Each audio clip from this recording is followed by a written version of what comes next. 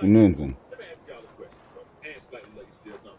Why these dudes be having the lowest dribbling? I got 97 What up, though? perimeter with all ball men. Why can't you get a bump or make them pick the ball up, man? Like that's another issue that Oh I'm seeing in yeah, the game. they keep doing that. Even when somebody got low ball handling, you can barely get a bump and you can't make them pick up the This ball. shit glitch. It's bugs. I think it'll be fine. It's just like I said, it's just an offensively heavy game. It is what it is, bro. This is what the community wants. This is what we get. If everybody's happy, I'm cool with it. So, it is what it is. This, hey, let it ride like that. That's how we gonna call that, man. Hey, and look, also this video right here, you see over and over what's going on. Like I thought I had some of the guy. What's my guy name? Some of that Toza up there.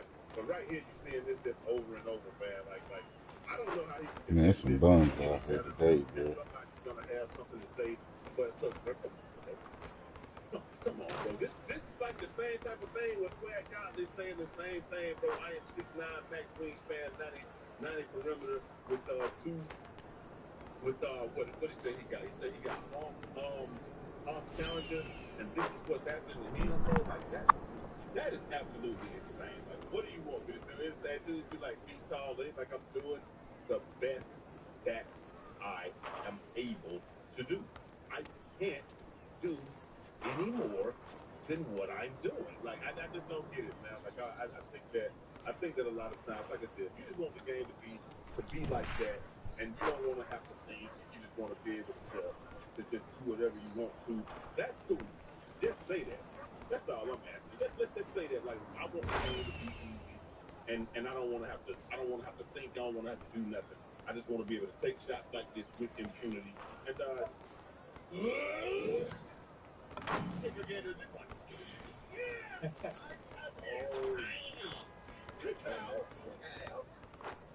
Airwick's cordless essential mist diffusers, perfectly portable fragrance, great for inviting friends too. It has a range of quick change scents for game day to date night, so you can make every occasion to come over fragrant and inviting. Airwick, always fragrant, always inviting. And nobody can stop me. I'm cool with that. Let's just say that. Let's just say we asked for glass cannon, we got glass cannon. Because even here, where you got look at this right here. It says W contest system. My man got 100% smothered. Bang! And it's like, yes, I understand that if you're there, you're there. I ain't But missing. man, I don't miss today. I don't miss. 100%, you should never see that go in.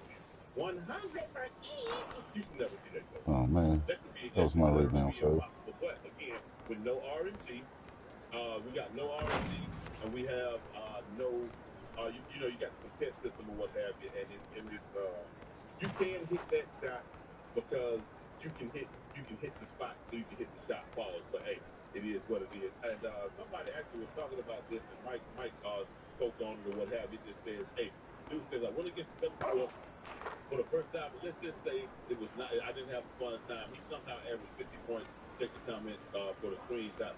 So I was trying my hardest to not let him score, but no matter what I did, I jumped. For real, dude. The contest. He was just Big making shots. dummy. He wasn't fast or anything, so he was easily predictable. But some shots still said open, even when I jumped. No. There was only a couple. There was only a couple that he actually missed. Where they come from?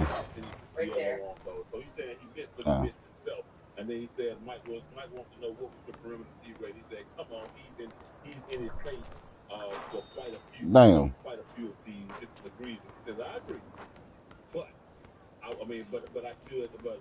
agree it should be a higher percentage, but I need to narrow down the issue." And that's another thing right there, bro. Like I do get what he's saying, like dude saying, like that he's in his space for a lot of them joints, but your contest rating does have to matter. Your defensive rating must matter. It has to. Like we can't just be like I'm getting I have to have a 25 contest and I got a valid argument. I don't believe in that type of thing, man. So this is the thing that was actually a question on, man. This is why I was showing y'all this, man, and it was just showing like, look, you see him here. They lost the game, but look, bro, I don't know how much of a better Nigga out here player getting rebounds. than this right here. Like, he's there every step of the way. There's no step of the way that he's not there. Like, he's even slapping the dude in the face when he's there. Anytime he falls, that makes him shot put. It was a crazy success. Hold on, okay, now Look let right me see here, what bro. this nigga He's saying. there at the top. There's nowhere for him to go. It's just like, Yo, good game. what just made me a little more nervous. Good game. And so Mike actually took to Reddit and said, this Booty. man says these are comments. There are three comments by That's my mad. post that just says the increased level of That's cussing difficulty each of other out. shooting and fading should counterbalance What the you playing, mental K9? impact Theater. success. Looking at that as well, it's not difficult Finesse. to run and fade. It's just not. It's probably easier to fade than Oh. it is to shoot a standing shot because the timing is always the same, bro. I've always thought this was a cop out. I've always thought that it was incorrect. You should not be fading threes. Like, we want to use realism when it's convenient for us. Like, let's just be honest. You might have a 7-4 person in the NBA. There is nobody consistently running and shooting threes and fading, bro. Let's just be real. Nigga, this ain't the NBA, bitch. It's 2K. These niggas dumb as hell. Recall poison pizza. Crucial out there giving out poison pizza. What the hell? This nigga work at the pizza plant. He work at the pizza plant. You should be too. Just days ago, The distributors everywhere, distributed shit everywhere, and they giving out poison pizza. Wait till I talk to this nigga. We're not talking about burnt crust and cheese. We're talking about Wait till I talk to him. He trying to kill people. Oh, factories salt. that slip through There's it. Salt. But it just says garlic and pepper. Uh-huh. Yeah. It's salty. Yeah. You must have put a lot on that motherfucker. snacks once sickened dozens of families nationwide. Sorry. What could still be lurking? You did it on purpose. You tried to kill me. She tried to smoke me. Salt asphyxiation. Truth gets personal. Stay with me. Salt in the wound. There, I got you, Holmes. We'll also know which brands remain safe replacements for every recalled pizza we expose. Number one. I can't miss, bro. I can't miss. Drop everything right now and check your freezer. To all the California shoppers and every American citizen, this news just broke barely days ago. Trader Joe's. Has not even heard it yet. The USDA's Food Safety and Inspection Service has sounded a public health alarm over Trader Joe's uncured pepperoni pizza. It's imported straight from Italy. These boxes entered the country without a single proper re-inspection, and right now they may be hiding in freezers up and down the street. Think of it as letting a stranger waltz through airport security without even showing a boarding pass, then letting them crash on your couch. For older Americans and working families who lean on Trader Joe's as their friendly, affordable neighbor in the food business, this feels like betrayal dressed in cellophane. Pizza meant to be comfort food has turned closer to the Trojan horse. One moment you think it's dinner, the next you realize it's a ticking time bomb crouching behind your frozen peas. And the official excuse? A paperweight error. That's like your pharmacy telling you. What did it say, the frozen peas, though? Because somebody forgot to put print. Mistake or not, it exposes a weak link in the supply chain that none of us can afford. The packaging mark reads IT15558LUE, once a signal of European standards, now just an empty stamp carrying a shadow of safety. And the silence around this case is perhaps the most terrifying detail. SIS has not issued a full recall, only an alert, because nobody has landed in the hospital yet. But absence of hospital reports is not proof of safety. How many seniors without internet access will keep eating this product, unaware they're playing Russian roulette with every slice? And what about the bigger picture? Good shot, dude. Slides through. He's checking Good shot, homie, dude. Imported cheese that so many families trust for quick dinners. If this is happening now, what happens next season when shipments double and inspectors are stretching dinner? Many past scandals prove one truth. What starts as oversight often snowballs into tragedy. Without third-party audits, tougher border checks, and public accountability, we're standing on the edge of a much larger iceberg. Many customers say that this scandal is a spotlight on a system tilted against ordinary people. Corporations and regulators can shrug off paperwork, while seniors living on Social Security are left wondering whether tonight's dinner is safe. It's like a buddy who borrows your car and returns it with the check engine light flashing, pretending it's no big deal. Except this time, the cost could be your health. So what now? Start with your own freezer. If you see Trader Joe's uncured pepperoni pizza marked with the Italian code from June 16th or June 21st, 2025, get rid of it immediately. Toss it or return it. Do not gamble. And then share the warning. Your older relatives, your church community, your neighbors, fixed incomes, Bruh. deserve to know before it's too late. And if you're asking, well then, what can I buy instead? Look to chains that have not been drowning in repeated recall drama. Brands like Amy's Kitchen, Newman's Own, or California Pizza, kitchen frozen products still undergo tighter domestic checks. Even Costco's perfectly thin crust line, or Whole Foods 365 pizzas, show stronger transparency on sourcing than what just slipped through at Trader Joe's. No one is perfect, but some are at least trying harder to keep safety real, not just stamped on cardboard. The larger question we must face together is whether this industry values profit margins more than public safety. And if Trader Joe's does not act with visible reform, what trust will be left standing? California might be the first state caught in the blast, but this story does not end at the state line. It spreads across supply chains, across borders, across America's kitchen tables. So if pizza can skip the line, what else is already in your freezer waiting to be discovered as the next scandal? Number 2, Pizza John's. Oh, that's bullshit. That hold the file most corporations would rather burn. In August 2022, Maryland was rattled by news that Pizza John's, a brand many locals trusted like family, had been pumping out frozen pepperoni pies without the most basic federal safeguard, Bullshit, the son. USDA inspection audit. Over 156,000 pounds of bacon-only pizzas were pushed into stores between March 2020 and July 2022. That's not a small slip. That's 2 Man. whole years of unchecked products sliding into America's ovens as if rules were optional. And what was the response when the curtain lifted? Instead of shame or a full-throated apology, Pizza John's simply said they would work with Ethics IS to resolve the issue. To Thrift Dawson's Where's Ahora Vino translation, put a PR patch over a gaping wound and hope no one asks questions. Less than 1,500 pounds of those recalled pizzas were ever recovered. That means over 99% vanished into homes, church fundraisers, and family dinners. The miracle is that the scandal didn't spread louder, faster. The cruel twist is this wasn't about a stray herring sauce or a mislabeled allergen. This was a structural betrayal, as if their entire operation was built on invisible paperwork instead of visible safety. Imagine a fire department selling smoke alarms that never ring, then acting surprised when houses burned down. For 2 years, every bite you took was a roll of the dice. What makes it uglier is the silence that follows. No independent audit was announced. No promise to rebuild oversight. No whistleblower stepping forward with proof of reform. Just corporate quiet, hoping your memory ages as fast as their freezer stock.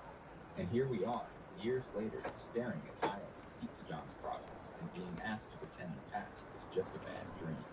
Can anyone seriously believe that after hiding in the shadows for so long, they suddenly became saints of food safety? Worse still, whispers from customers never truly stopped. Online complaints described crusts that tasted like cardboard, pepperoni slicked with grease pools, and boxes arriving freezer burned right off the shelf. The contrast is brutal. A brand once caught ignoring inspections, now accused of cutting corners on flavor and quality. When you stitch these patterns together, doesn't it look less like redemption and more like relapse? And the hypocrisy is their slogans pushed comfort, tradition, and community pride. Yet their actions treated working class Fuck families out like of here. hostages, gambling on the hope that no outbreak would shine a spotlight. If this is how they ran operations under pressure, what confidence should any families have today when buying a box with their logo? A trusted local name turned shadowy operator, a recall that barely scratched the surface, and a silence that still lingers. Trust was corroded at the root. And if they could hide something this massive once, what makes you think they haven't perfected the art of concealment now? Number 3, market side. Let's exhume this narrative from Walmart's frozen aisle that market side wishes he buried deep in memory. March 2017 should have been a nightmare that haunted their brand forever. Their extra large supreme pizza with 16 inches of frozen family comfort was yanked after RBR Meat Company, their supplier, found contamination with Listeria monocytogenes. Over 21,000 pounds of pizza spread across 11 states from California to Hawaii carried the risk of a pathogen that can be fatal for seniors, pregnant women, and anyone with fragile immunity. Yet the scandal was handled with the grace of a magician's disappearing act. Pulled quietly, whispered instructions. To just toss it, and then back to business as usual. Is it hard What or does that say about is it cheese easier? values? Listeria isn't a trivial slip. It's a killer hiding in plain sight. And the way they caught it, through routine sampling, is damning. If you only find rot when you stumble across it, what does that say about your systems? That's like having a smoke alarm that only screeches if you knock it with a broom handle. Walmart and RBR Meat didn't come forward with a full investigation, sweeping reform, or independent verification. They leaned on a loophole. Since no hospital cases were reported, or at least none they admitted, it was business as usual. Convenient, right? For older Americans who lived on market-side pizzas as affordable indulgence, that's gut punch.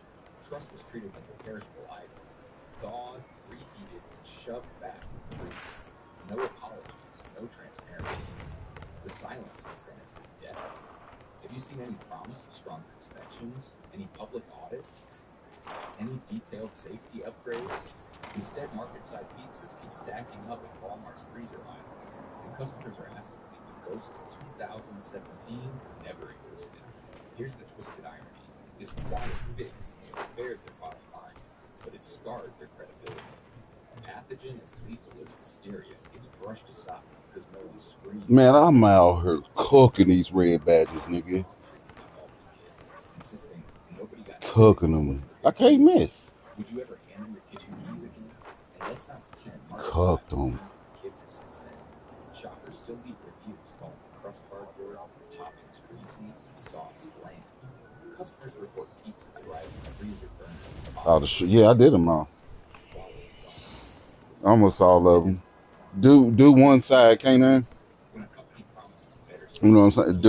Do all them. Do one of them, each one, to reach the top boss, and then that one on the side open up, and you'll get like 5 times the progress to your board. So when you see that clean white box staring back at you from Walmart's It'll freezer, keep putting you in it'll keep starting the game over. or are you buying into a corporate cover-up to time these And each markets? time you win, If you need frozen pizza, it'll start it over. the brand buried its past. That's the slow, safety continues to exist. DiGiorno's crispy pan pizzas, Screamin' Sicilian, Freshetta, or Red Baron all maintain domestic production with more transparent oversight. Even Target's Good to Gather pizzas or Safeway's Signature Select line have shown better consistency in safety disclosures than what market side tried to sweep away. They may not be perfect, but they're not carrying the Listeria ghost story on their backs. Number 4, Hy-Vee. Hy-Vee wants you to remember Them motherfuckers in their ass. check out glossy displays. They ain't like they gonna do that. If they'd rather you believe the day the crumbs and pizzas were exposed for what they really were, a corporate shrug dressed up in melted cheese. 8 varieties Yeah. of bake and baked pepperoni pizzas were recalled because of undeclared soy lecithin, a major allergen that can shut down brains in minutes. For thousands of shoppers, especially older Americans with fragile health or parents juggling kids with food allergies, that wasn't just a slip. That was Russian roulette with dinner. Think about it. Leaving soy off the label is not some tiny typo. It's like a mechanic forgetting to mention you left your brakes unpointed. Yeah. You can pick who you want to play with on there. Hold the pizzas, issue a sterile press release, then pretend the ovens never smoked. No sweeping reforms, no big apology tour, no evidence of revamped labeling systems. They wanted silence to do the heavy lifting. But silence doesn't heal trust. It festers doubt. That doubt lingers today. If soy was skipped once, what's to stop other allergens from vanishing off the vine for you? Gluten, dairy, tree nuts. Shoppers who depend on the clear Shit, labels damn, have quit detecting motherfuckers. glassing in the frozen aisle. Yet Hy-Vee's response suggested that labels are toppings, optional, disposable, there if convenient. And the critics haven't gone away. Customers still mutter on forums about freezer-burnt pizzas, half-melted cheese that tastes like rubber, and a general unease that the company never really took safety seriously. It gets uglier when you zoom out. Hy-Vee markets itself as a community-first grocer, Yet what's more anti-community than endangering the very people they claim to serve? Allergies aren't niche. They're life-threatening conditions millions live with every day. To treat them as a clerical nuisance is to treat customers as expendable. That's not oversight. It's neglect, the kind that makes you wonder if profit margins always sit higher than public safety on their priority list. And here's the emotional twist. Frozen pizza is supposed to be comfort, a warm blanket at the end of a cold shift. But once you know Hy-Vee's history, every slice comes with a shiver. It's like hugging a friend Shit. and you forgot to mention they're covered in poison ivy. You feel the sting later, and the betrayal hits harder than the rash. So should you trust Hy-Vee's frozen pizzas today? The record shows no proof of frozen warm, no transparency, no public pledge that history won't repeat itself. If they brushed off something as glaring as soy, what invisible corners might they still be cutting now? That Hy-Vee display case may sparkle, but what lies beneath could be as hollow as an empty crust. For those who still want frozen convenience without the hidden risks, safer choices exist. Try Lou Malnati's frozen deep dish, Home Run Inn classic pizzas, or California Pizza Kitchen's thin crust. Line. All brands that publish clear allergy labeling and operate under tighter third-party checks. Even Papa Murphy's take and bake options, sold refrigerated for same-day baking, come with transparent ingredients and stronger local oversight. These alternatives don't erase the sting of Hy-Vee's past, but they remind you that trust doesn't have to be baked with secrecy. Number 5. Farm Rich. Farm Rich doesn't want you to remember the day their name became synonymous with an outbreak, but it's impossible to ignore the stain. They're frozen snacks, mini pizzas, quesadillas, mozzarella bites. We're at the center of one of the most alarming E. coli O121 contaminations in the frozen aisle. Nearly 200,000 pounds of product were recalled.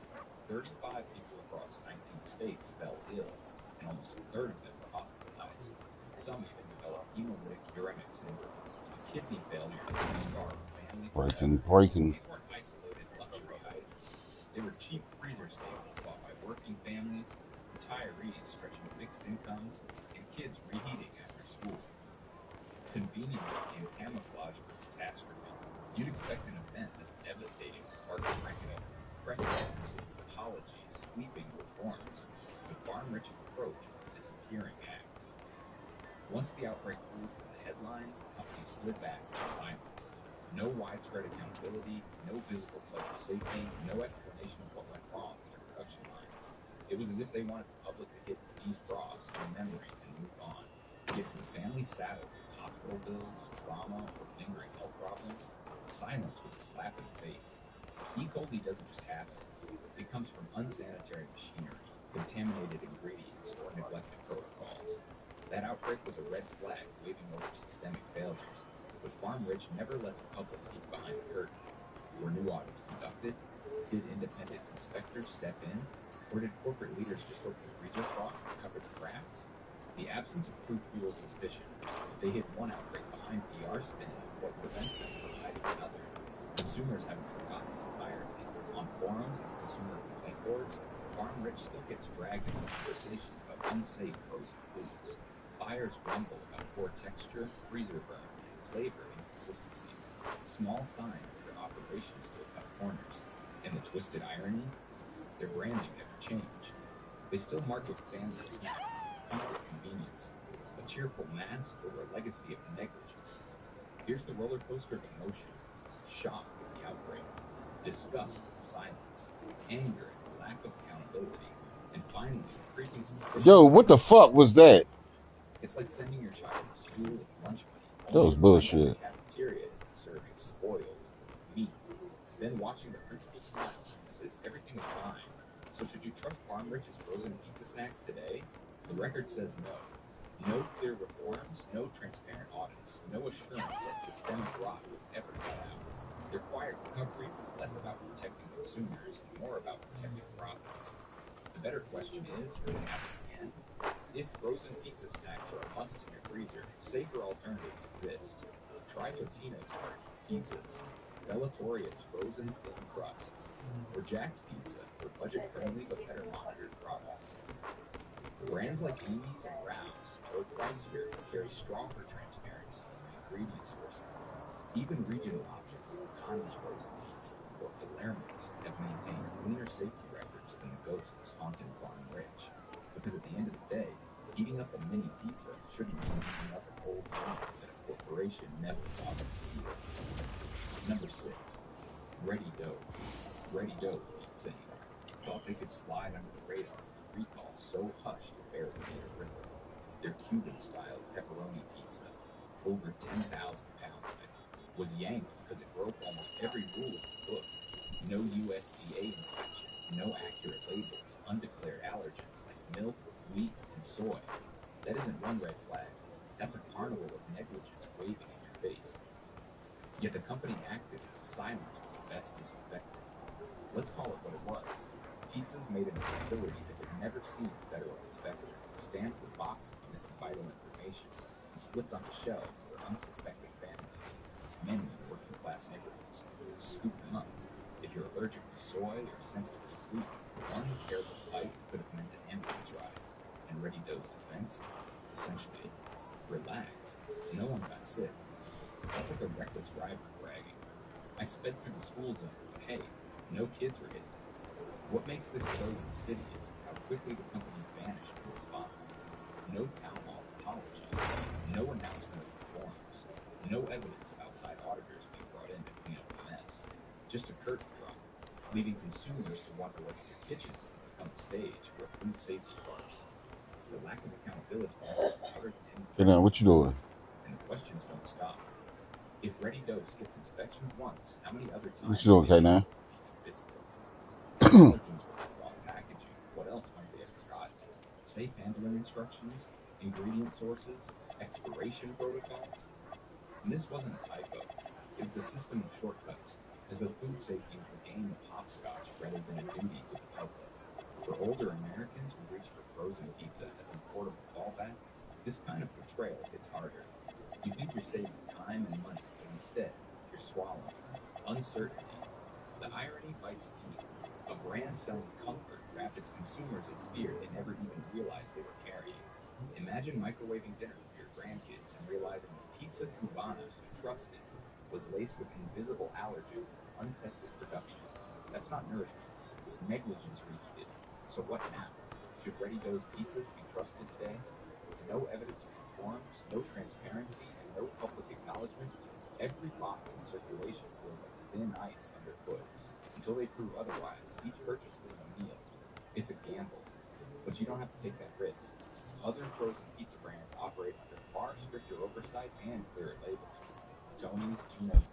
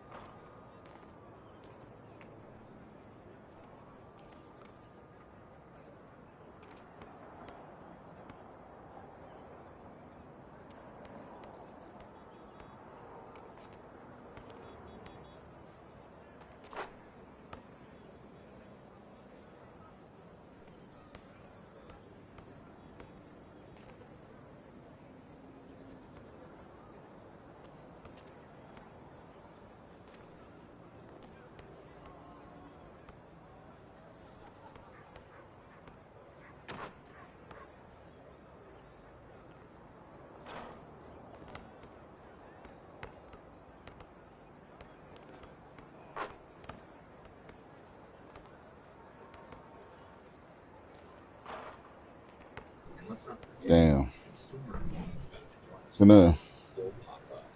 Pizzas arriving soggy, crusts like cardboard, Okay, now. toppings uneven. These aren't minor quirks. They're hints that production corners are still being cut. Combine that with a history of allergen negligence, and you have a brand asking for trust while delivering. Okay, now. So, should DiGiorno be in your freezer today? That's a question only you can answer. But here's a thought.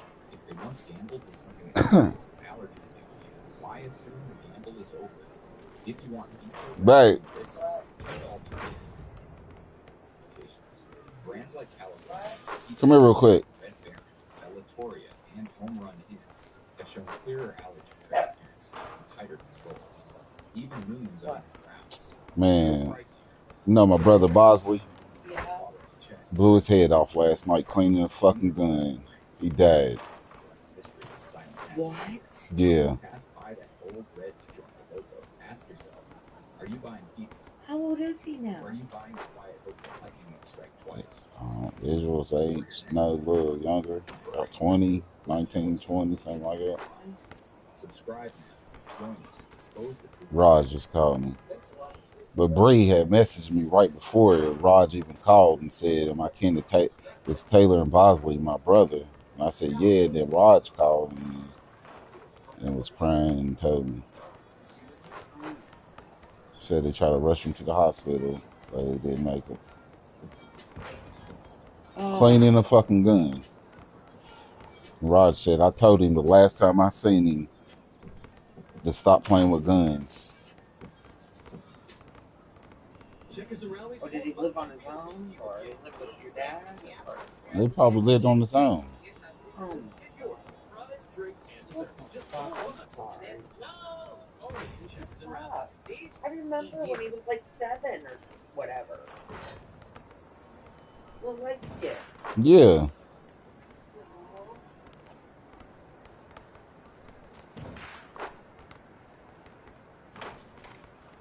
Shit.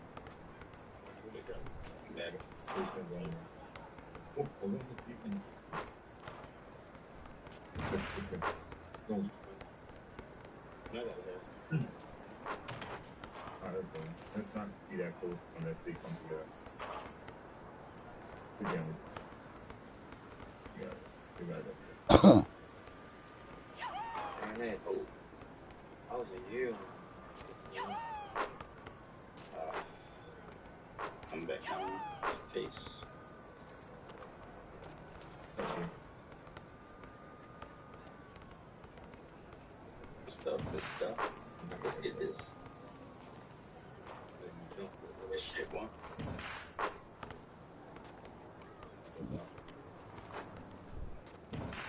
Oh shit, I had a shot. I'm bad.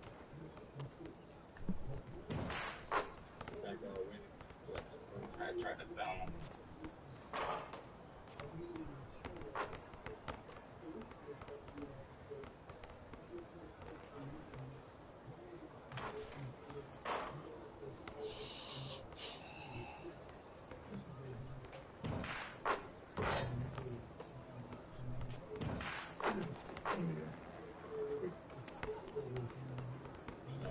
Shit.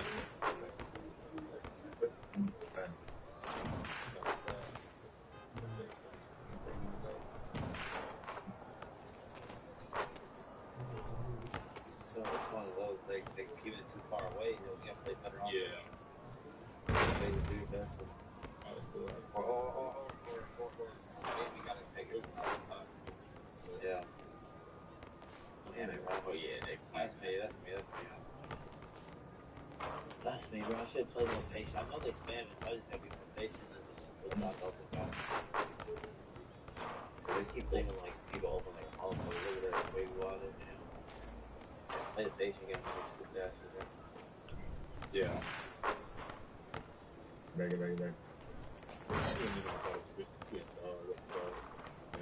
We got That board. that door. The right side. Oh, don't reach. Just like that. Yeah. Somebody gonna come down. Is he I got pop? Let's go. Oh wow. God damn. I'm here. What's wrong? Alright, I'm coming back. I'm going. Go from where we go.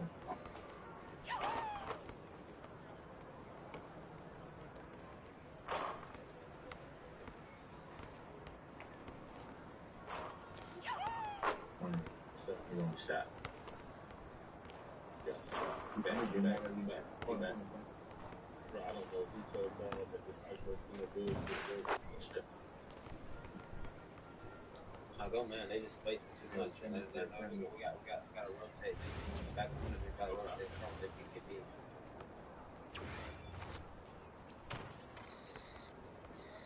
And them boys over there playing kung fu. Fast. Get back in this game. Yeah, I should have put the 61 in there. Yeah. Oh, he saved that. How the hell you Man, saved let's go. Come here. But see, they got the Man. Oh, nothing. The center is shooting dribble? the center is dribbling in the wide the center of the. So that's why I thought he got ass. yeah. The foul was up in the center of the. Hey, cut.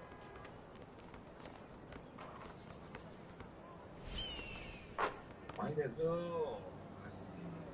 That's the way. Take a foul. I got this down.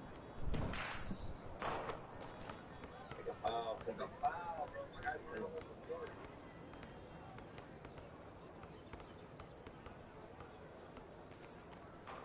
fuck. Yeah. This shit again. Yeah, Yo, sometimes it's okay to take that. Corner.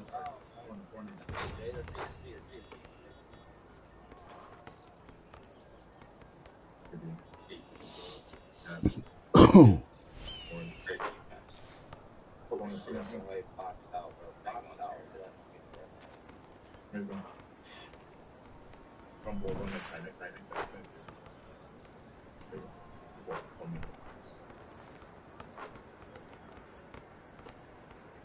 There you go. Yeah, boy.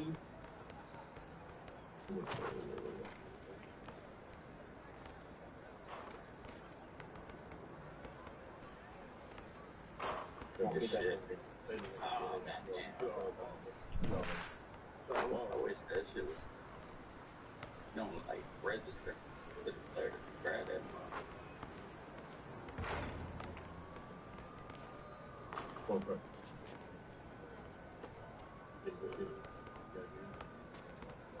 Shit.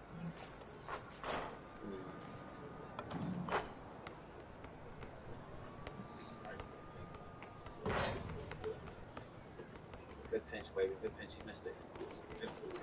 You got 3% off that stupid. Just off a baby pinch, but that was good enough. Oh my god, I got it. I think that was everything. I'll take this guy in the corner.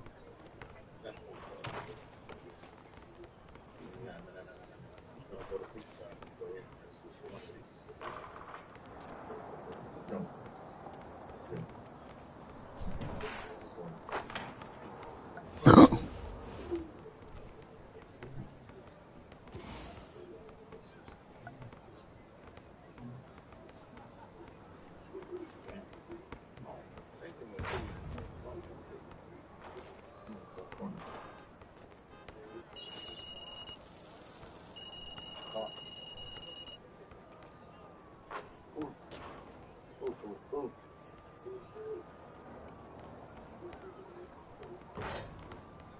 What are you doing? Like, you just see me there, no running. Just avoid the area that I'm on. That's what I'm saying.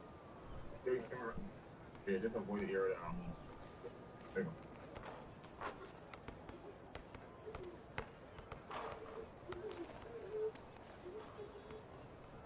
Right.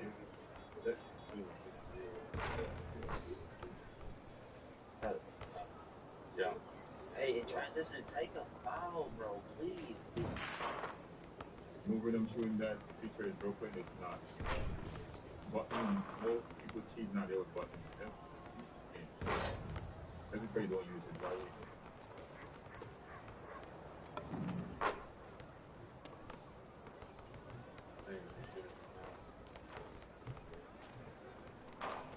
They didn't do it.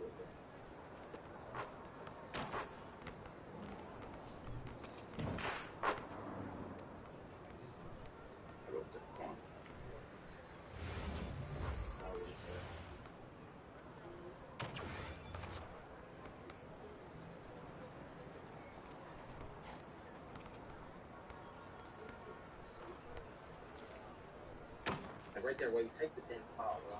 Slow their transition. Just slow their transition down. So I don't allow them to beat us in transition.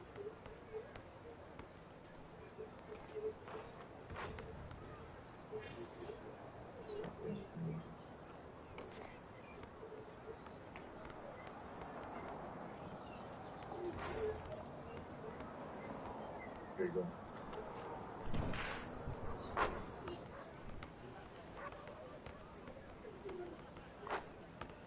Shit.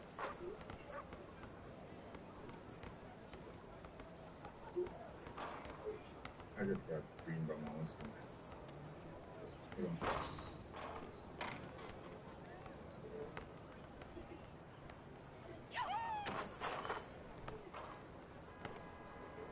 So I gotta hold that shit forever.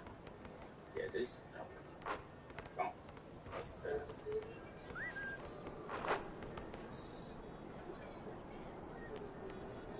I was going to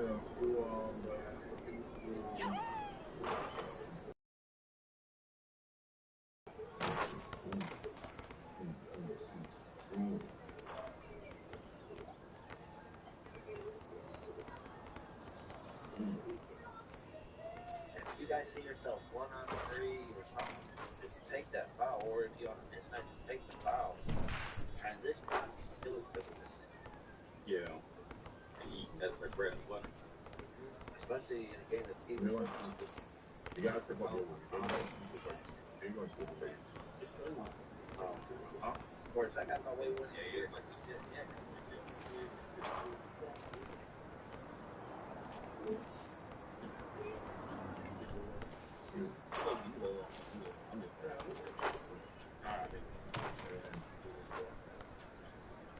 I can't fucking go. I'll get that guy again. For sure.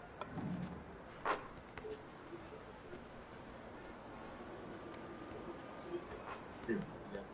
Shit. Oh, that late green, damn. Yeah, it was a late green. Yeah, it gave that late ass animation.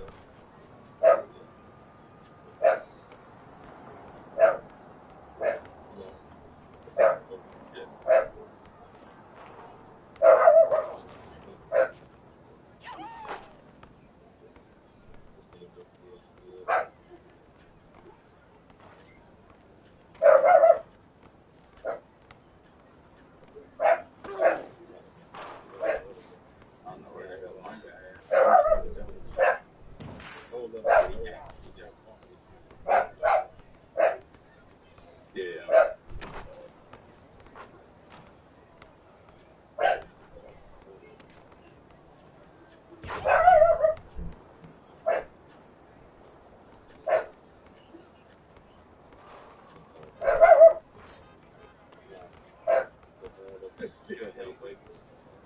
Damn, I jumped too early.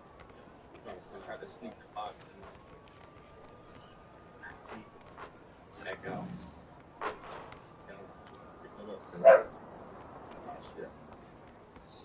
My bad, dog. I tried to sneak in there, but it took too long for me to... Fuck. And one. You said they ain't one. Hiccup. Damn, bro. I got what's it? Oh, damn. I was going to come back, but I'm on my guy.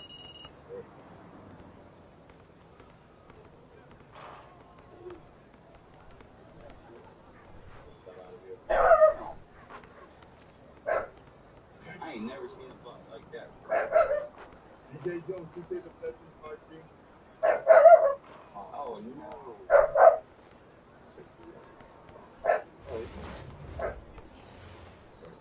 Wait.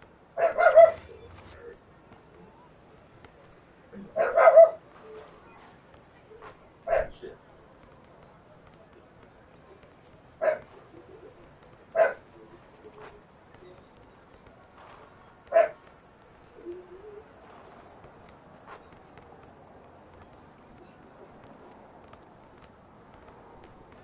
Shit, wait.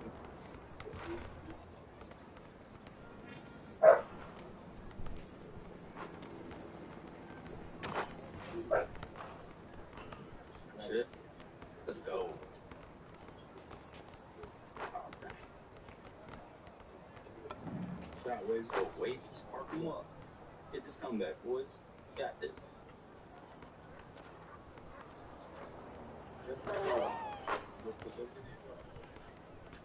Go wait, go. That's But still. Yeah, if you rotate like that, wait, might not be able to do it too. That's kind of what I want to do. I'm running.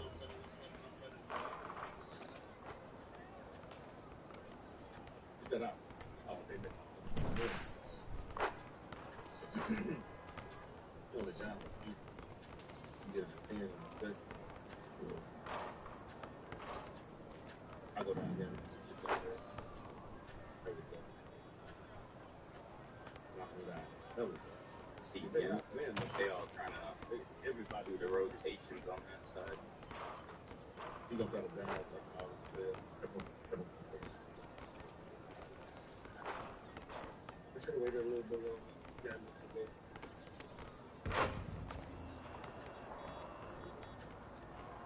Shit, waiting. Joe's gonna try to bait you for a second. Way to play that. Take it up that way. Go. Defense. Block. That was in block, but we'll take it. Get on that free. Oh, stay on him. Shit. Damn it, Rick put me too far. But that shit pulled me too close to Paul. Hey, hey, we've been getting threes. Let him, if this motherfucker beats me for twos, let him beat me for twos. Yeah. Yeah, let him cook up, bro. And we've been coming back slowly. Could get a running start. 3-2. RNG? You only tried to do on Bitch. No, I've been actually doing pretty good.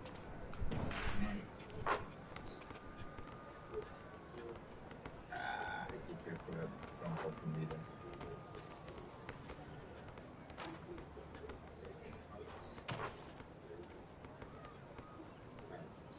Oh.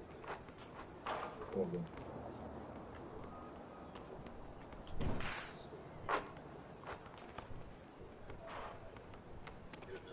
Good shit, Jay. Let's get it. I was trying to see if I can trap him real quick. Things go. Dive in the middle.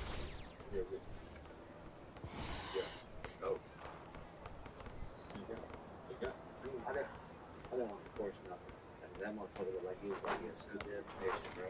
Yeah, I put that video out yesterday. Like, People have issues with that game when you get to like 16. What the hell? Exactly, yeah, high pass. That's the hash always gonna be open. The option hash is always gonna be open. yeah, he baited me. That's my bad. I thought he was gonna pull you. That's their weakness. I know you can shoot it. Come on. Shot, bro. They getting in delayed greens. Yeah, I was gonna say, with real shoot, be careful, because that motherfucker get delayed green. I know he got to get in this route. I got him on the route. Hey. You got 4 of them again. I'm good. Yeah, they said that we were towards the said but we don't know how that's going to actually go away. Yep. Let's go. Great defense. Come on. 8 points, man. Can you tell someone about G? That's good. Really? Stop.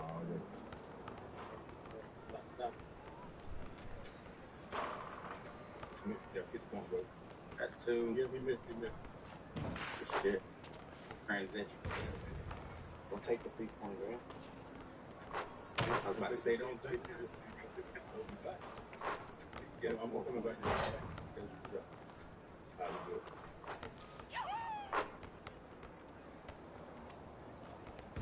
Okay.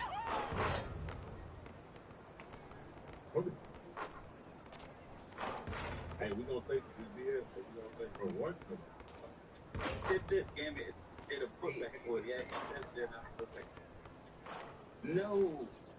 Okay, that ain't. Oh, it's a race. Yeah. DS anyway? I was about to say, it's $2, I forgot. Yeah, hot tip. Baby, I'm playing your side this week. There you go. Dead middle. He smoked it. He smoked it. Great day. Yeah, dude. We play that.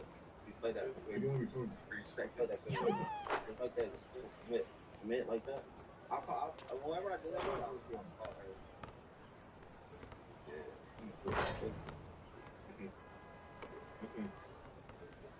Put that next He time. can't do it.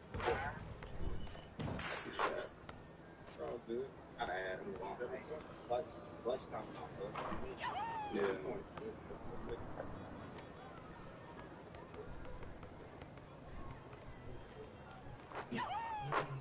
Big every time. Give it the floor.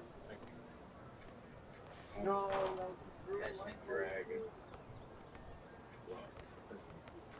Drew probably would have probably out of bounds. They threw it to you.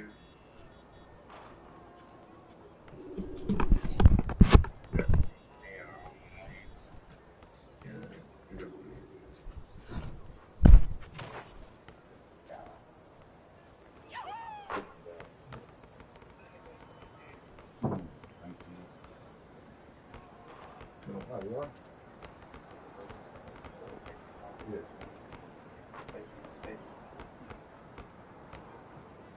You never met that little brother.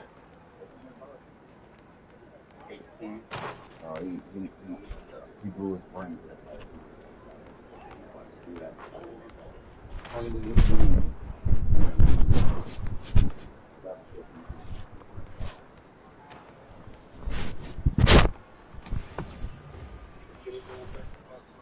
Yeah. That's crazy. Yeah.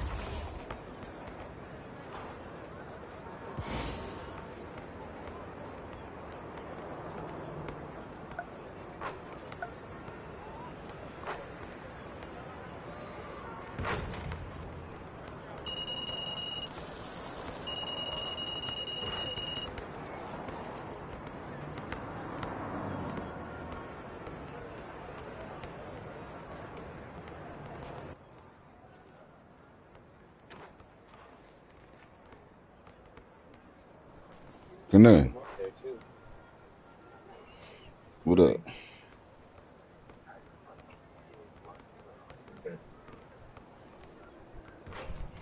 Oh, okay. I've been here knocking niggas off there. Sad and shit.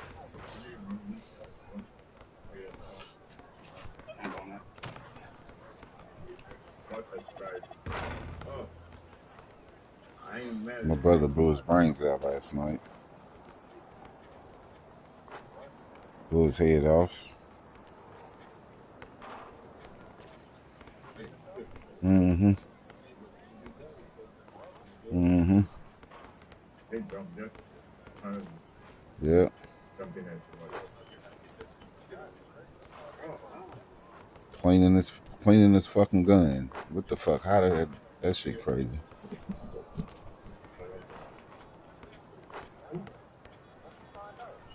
Just now. Probably not long ago.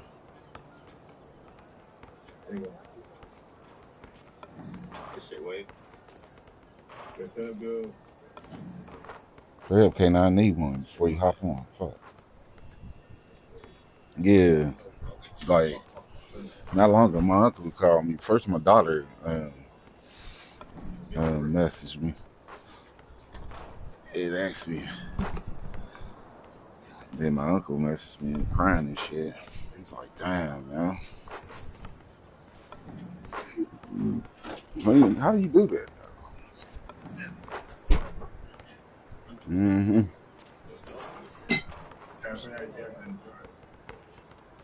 Which one? Oh, we want to random record. About to hop off. And we need this big dude, too, bro.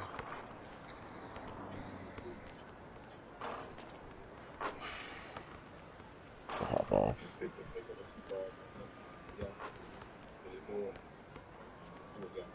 Nigga, is this a new character? Hell yeah. This nigga got a new character.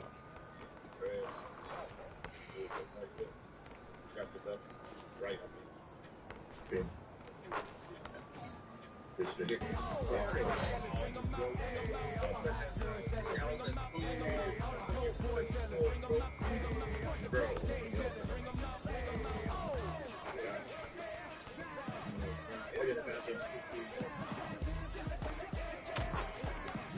Nigga right here, nice. Other than that, it ain't too much ground. You ready to play something? You just Oh, play a little bit. they might know each other. Hop on, K9. You gonna try to dock this already? Oh, that's the nigga that's just on my team. Damn, bro, I'm standing there back. But I ain't missing the guy for some reason. That's what I'm they telling you, it's like I got a Eternal Zen on. I think this is a nigga that. Here, go ahead and take. Ooh. Shit. Okay, dude, right? That's what you say. This is reason life. Oh, this one, yeah. See, like, yeah. Okay. Like that's what I'm saying, bro. Like if you use some of these files to slow down that fucking Mm-hmm. animation. We gonna try. We gonna try. Fuck. Can't believe this nigga didn't pop his head off. Shit, fucking goofy.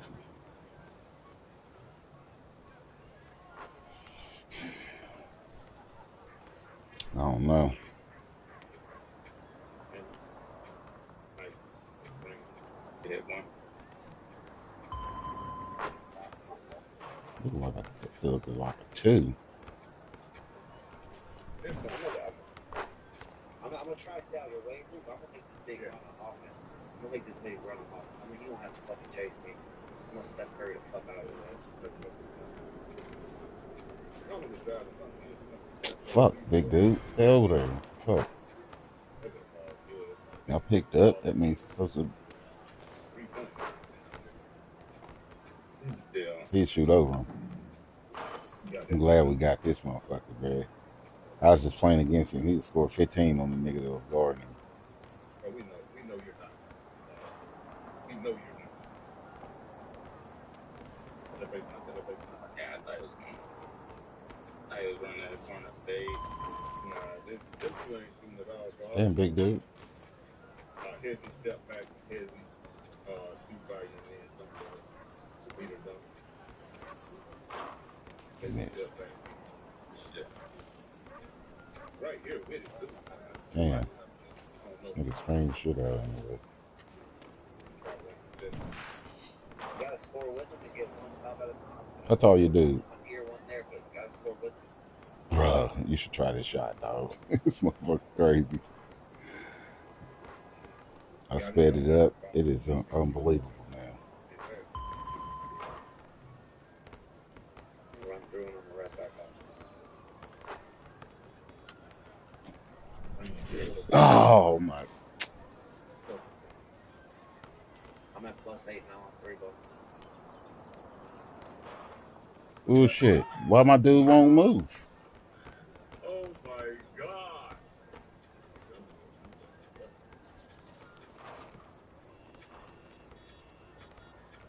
My bad.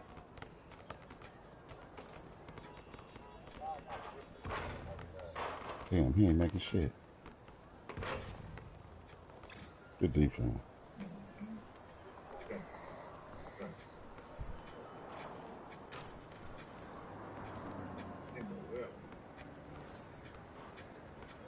I got him.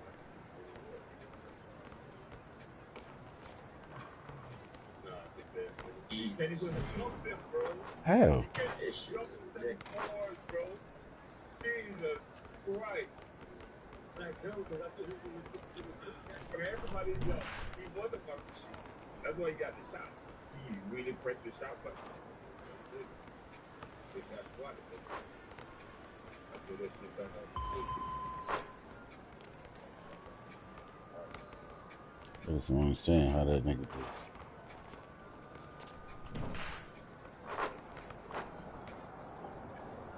Yeah.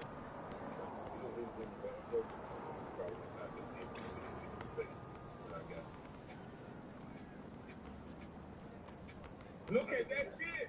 I just want to see if Les and Talent gonna do anything at all. Shit. 9 times out of 10, it's not. But you shoot that bitch anyway. You might as well try something. All right, let's go.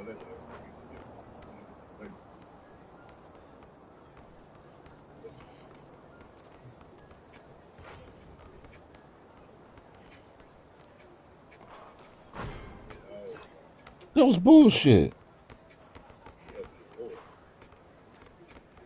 I tried.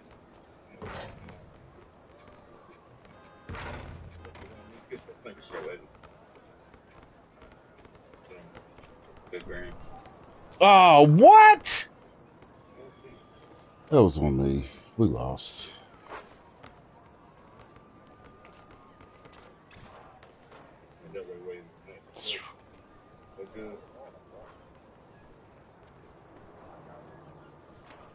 Transition, bro.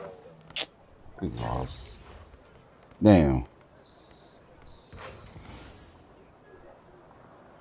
Come on, let's go.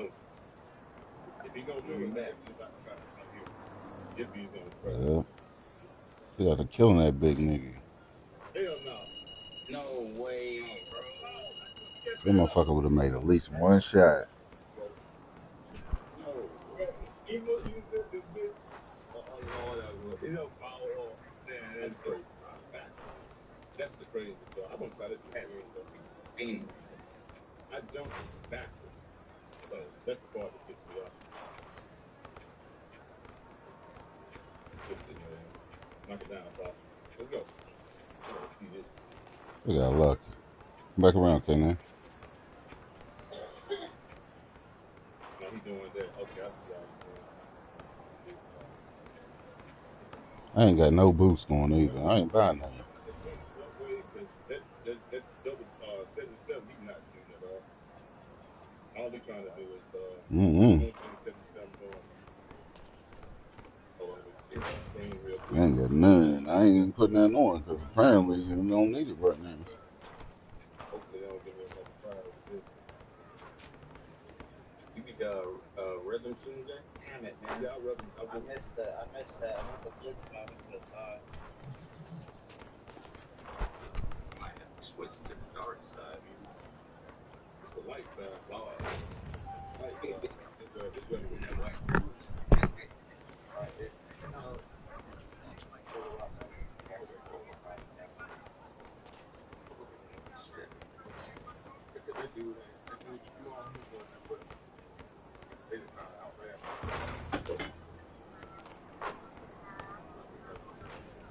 I was trying to get it back.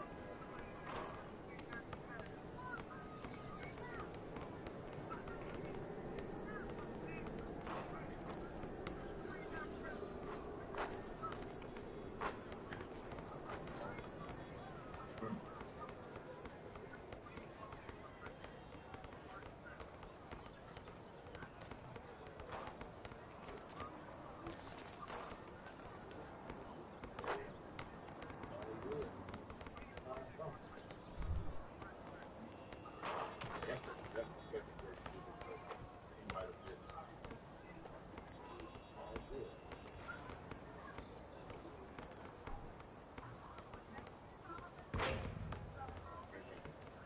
That glitch. Went so fast, like he didn't even fucking mark it or nothing. Good shot.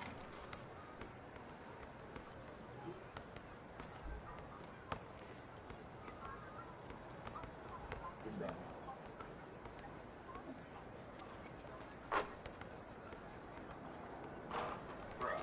7 26. points, bro. 7 points, man. This fucking game, bro. Can't do shit. That's what it is. 7 points. Get out of bounds. More standing with the feet. I think they don't do shit.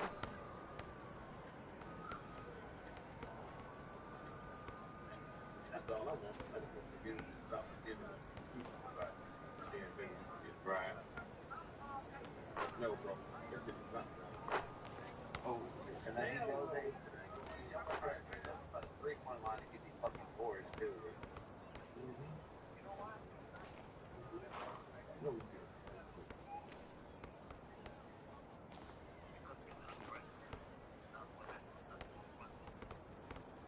Like I said, Get that shit.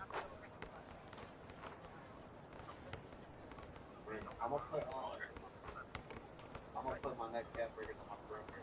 So I mean, I really shouldn't run away, but I'll plan on that eventually. But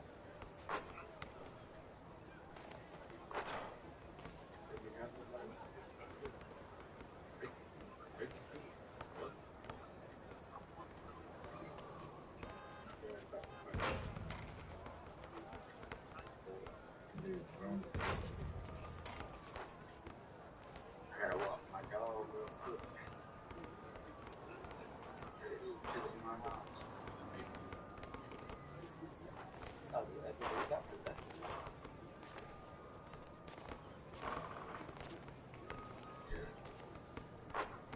The only problem is it's tough to have a rebounder after that. Because I mean, like you could stay at home. I'm gonna tell that. Shit. I gotta walk my dog. I don't know if y'all want to wait, bro. Yeah.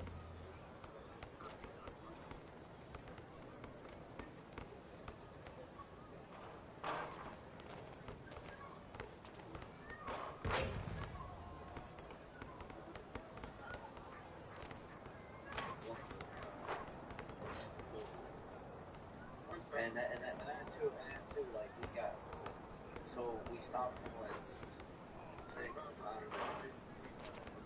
So we got 9 stops. We got 9 stops out of it, and then another 3 times they got foul calls. So it should have been 12 stops.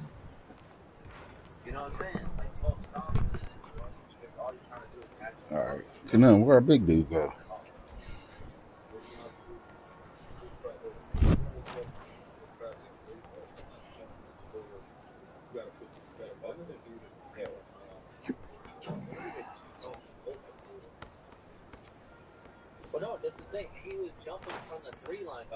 like I'm getting ready to box and turn around and box him because the ball goes up and he's already jumping.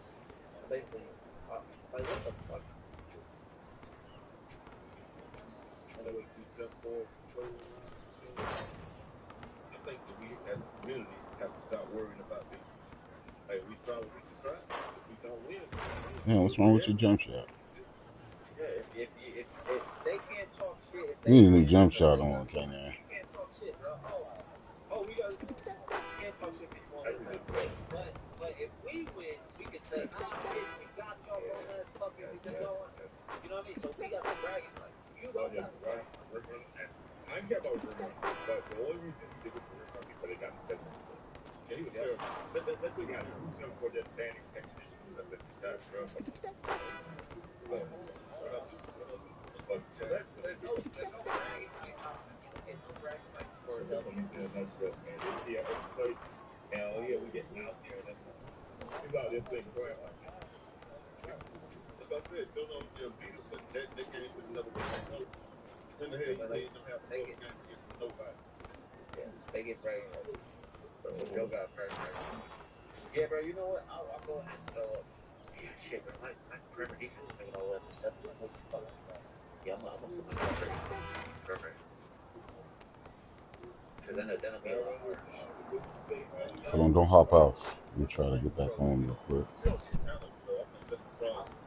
I'm on legendary. Yeah, I can get challenge. I can get challenger. I just got to put the perimeter defense up. Challenger's what? 60, 70? yeah. Cause see, like I was getting numbers, but I was getting numbers, but I got legendary challenger and I got gold paint controller and gold like green. So I don't know if that's gonna give me any numbers if that dude is stupid, but I would like. Jay, what's your perimeter defense look? On this one, 92.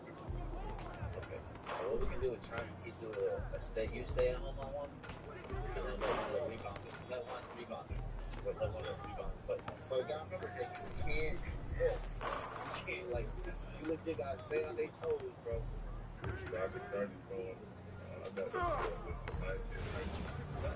Yeah.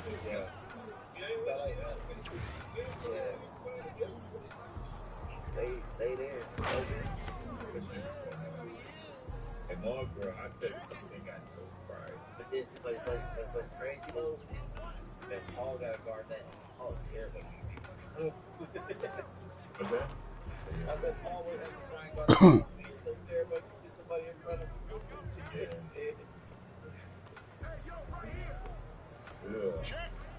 Let's go. Ball back? No, I think he said he's going to get him. Yeah. There you go. I put that leash on that motherfucker and we put him out. Like, I'm Paul. And he was already right. So he did that with ball easy out. Yeah, get a little more water. A little more water. Look, here, it's got to flow. The tape. This how we gonna do it. We gonna try. If this works, I'm telling y'all right now. That's what I'm saying. But no, we doing that. We doing that. But then that's gonna leave Paul on the. Oh yeah. But what I was gonna say is, if it works, this is gonna learn to play with us until they fix the shit. If this works, if I'm able to How? with this, if I can't, then it just is what it is. But if it does, this is what you got to be at least 6'8" and have this fast combination to play. I'm sorry, it just is what it is. Y'all know how the community is. It just is. Hell no, we can't leave Paul on high. This other weekend, trees and all types of stuff.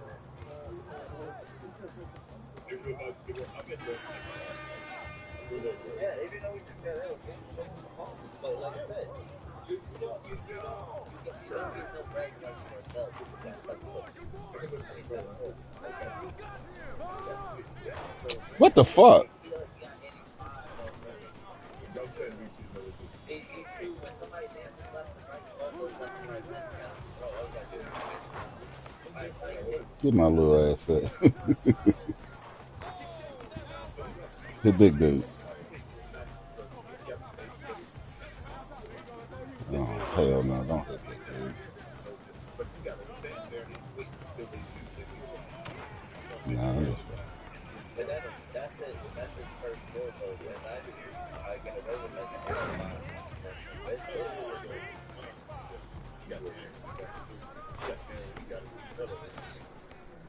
nobody can just There's no wearing code because like them That should still made that. so use my partner. That's why. Don't put it on shooting wise. Don't put it on defense. But it's just Yeah. Yeah. Although I did enjoy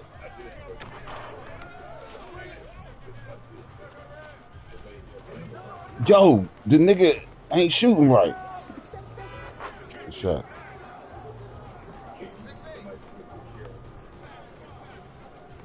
Alright. everybody like that. Everybody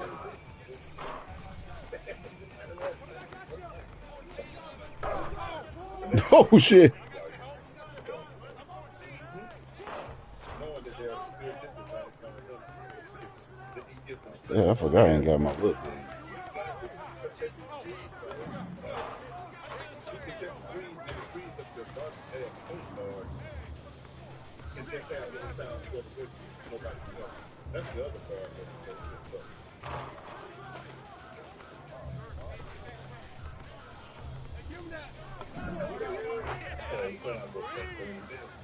yeah, that's what I said. Okay. Keep it going. Yeah, we're gonna be going But I don't think so. That's what crazy. That's what pissing me off. The head moving and you can't. It just be taking you where it wants to. Yo, those are the people. Those are the type of people I just want to win, bro. Like they legit not trying to look at no competitive games or nothing. They want to play the game out of it. Because if we win, you're not getting a competitive game like that. The game not gonna be competitive. Stupid ass rhythm shit. Nope. Boy, talk about this guy. Hey, y'all understand? Jesus, boy. Oh man. Mike, this opportunity for y'all to get the Word. I was trying to steal it too. That's what everybody focus on other shit. Mike, I don't usually, really take That was bullshit. y'all could be mad at me for what y'all want. That shit wasn't Damn, this nigga got 336,000. strict them with the ball for these people.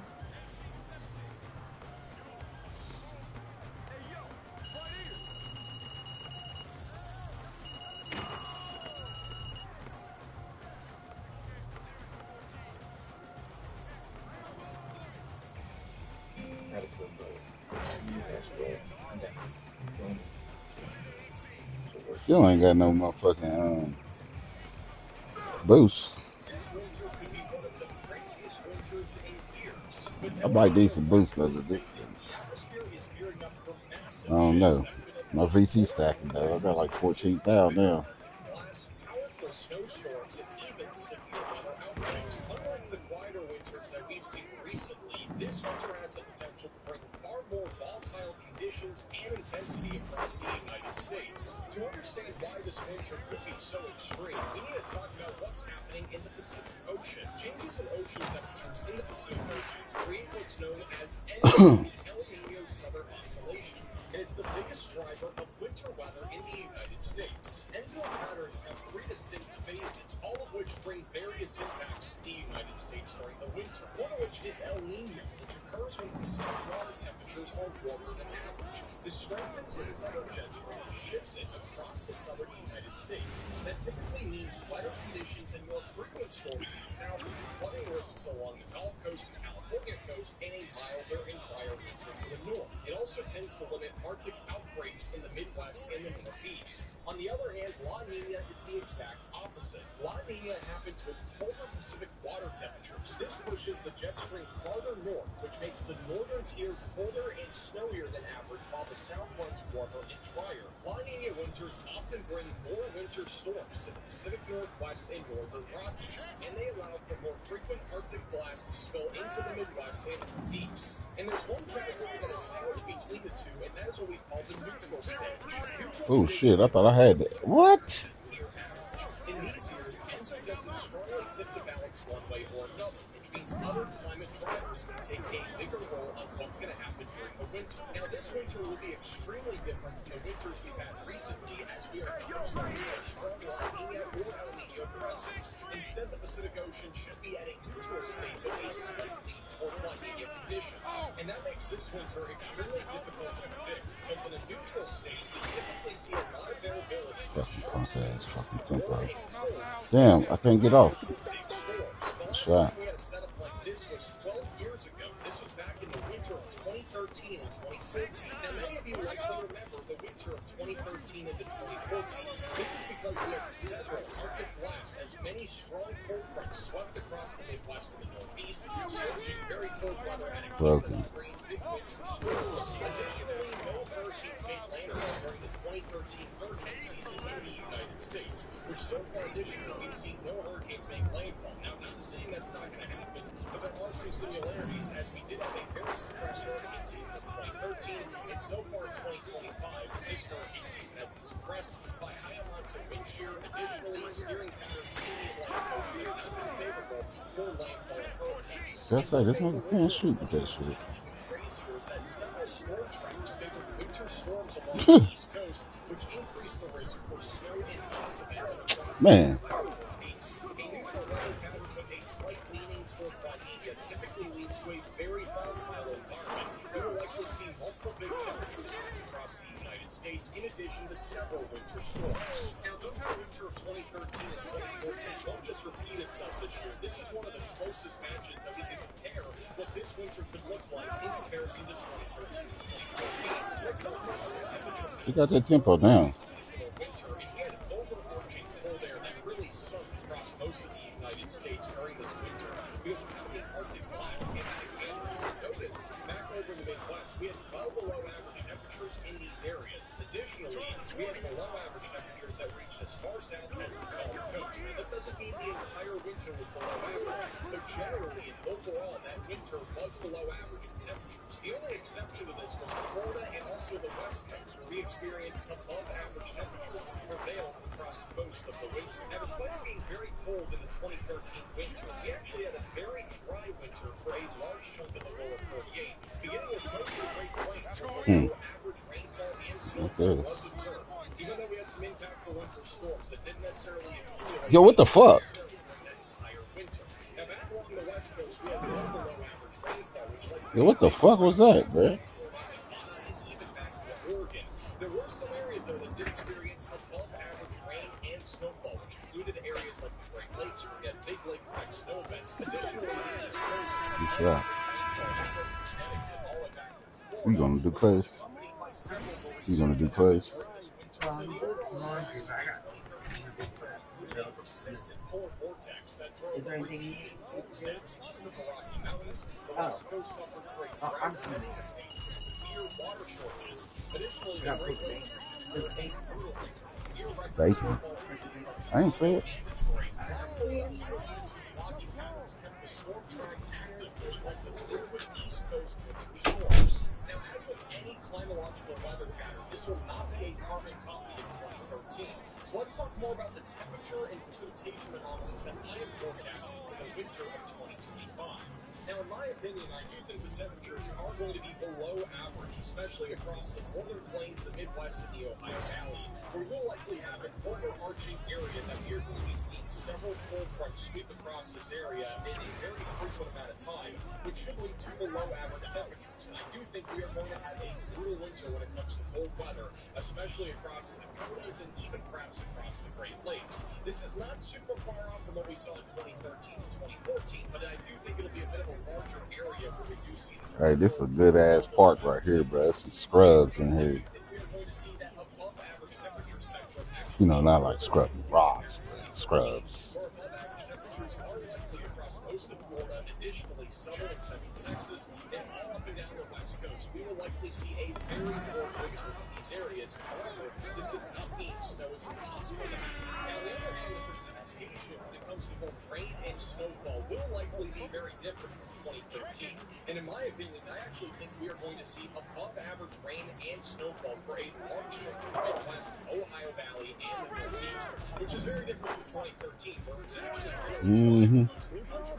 But I do think we are going to see multiple storm systems, especially in the Ohio Valley and the Northeast, over the period of December, January, and even into early February. This could set the stage for ice storms and even big winter storms. On the other hand, I do think drier than normal weather conditions are going to persist along the Gulf Coast and up and down the West Coast, which is very typical with any La Nina weather pattern. And even though we are not in La Nina, we are leaning slightly towards La Nina, which makes me believe that we are going to see below average rainfall and snowfall anywhere from the Gulf Coast all the way back up to the West. So it's almost certain.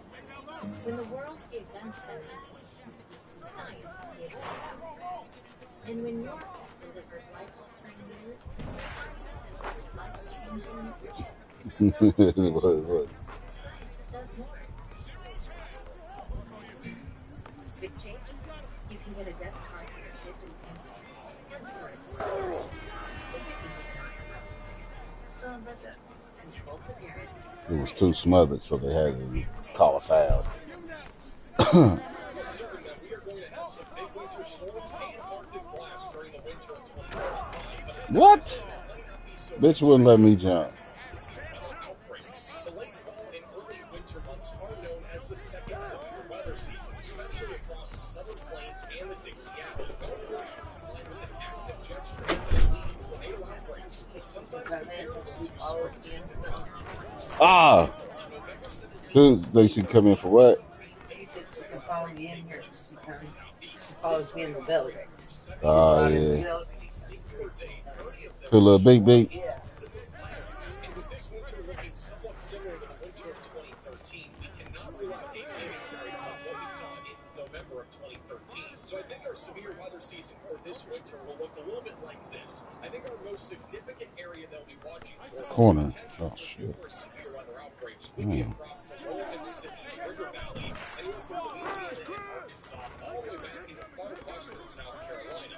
There will likely be a typical amount of severe weather that takes place anywhere but red, which is southern Virginia all the way back to North Texas, even including areas like Houston and San Antonio. I need to put my steel up, is what it is. Because that was supposed to be steel. Nigga, back me down. Severe weather events to take place. And though these might not be complete severe weather outbreaks, this is still a region that I would be staying weather aware for the potential for severe weather. Nigga can't shoot. I need to speed this shot up too. Very rare severe weather events take place. In fact, we've seen some severe weather events in the December happen as far north areas like Ohio. Not ruling out potential for isolated severe storms. What? And even if you're in one of these shaded areas, do not be super scared this winter. Just make sure that you're staying weather aware and make sure you're subscribed to our channel as we go live for most severe weather events that take place across this region, especially if we have any elevated risks of tornadoes. So to put this all together, let's go over some of the highlights that are going to be happening this winter in the United States. We have the overarching red area, which is across much of the Ohio Valley and even back into the Tennessee Valley. This is a region that I expect a winter battle zone to take place, where we will likely see the potential for at least a couple of winter storms. And on top of that, a potential for a severe weather outbreak. Yeah, I need to speed this shit up. On the other hand, the orange area goes all the way from Maryland and even down to Florida. Good shot. Snatch. I need a snatch back, bro. Below average rainfall to occur, which basically means we're not really seeing much in the way of winter rainfall. However, we cannot rule out some isolated storm ice, especially if you're back over in the Mid-Atlantic. Next up is the light blue area, which is an area that I anticipate a lot of snowfall, especially in the months of November and December. If you're anywhere over in Colorado, North Montana, and have any plans to ski, it looks like it's going to be a pretty solid winter here, as we are anticipating at least a couple of big winter storms to take place here, which should allow for a few good weeks of skiing. Now, one of the coldest winters on the map is that light blue, which includes much of the Midwest, the Ohio Valley, the Great Lakes, and even across parts of the Northeast. And this is an area that I do anticipate frequent Arctic blasts to take place. And we will likely see a lot of these this winter, in addition to a few winter storms and plenty of lake effect snow occurring, especially across the Great Lakes. Lastly, if you are in the yellow, this is the region where I'm anticipating that we will see at least a few nor'easters this winter. I think we're actually seeing more than what we've seen over the last few years, and this should allow for a lot more snowfall. It is too warm, which sometimes happens earlier in the winters, that might not lead to a whole lot of snow. But I do think I'd be in my court now. I'd be like, fuck it. Nor'easters for the months of December, January, and February. Across the board, this winter is shaping up to be a big one across the United States. But one thing we've got.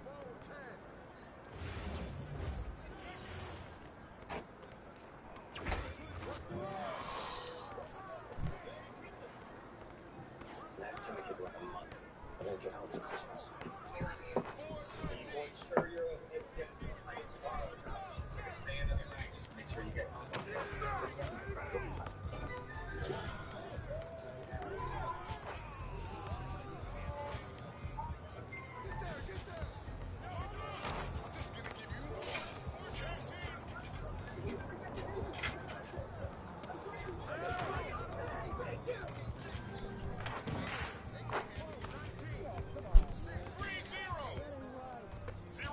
Told you I ain't see no bacon in there. I got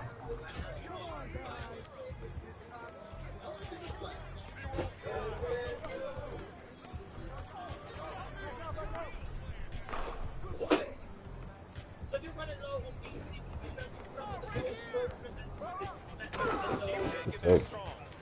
war, even though some of them can be frustrating to see. But the first one, of course, is going to be outbound, and I don't think anyone really treat them with the full respect that deserves. Go ahead and play all the games. We get suspended for one half scoring, and then you get another in-house for Spain.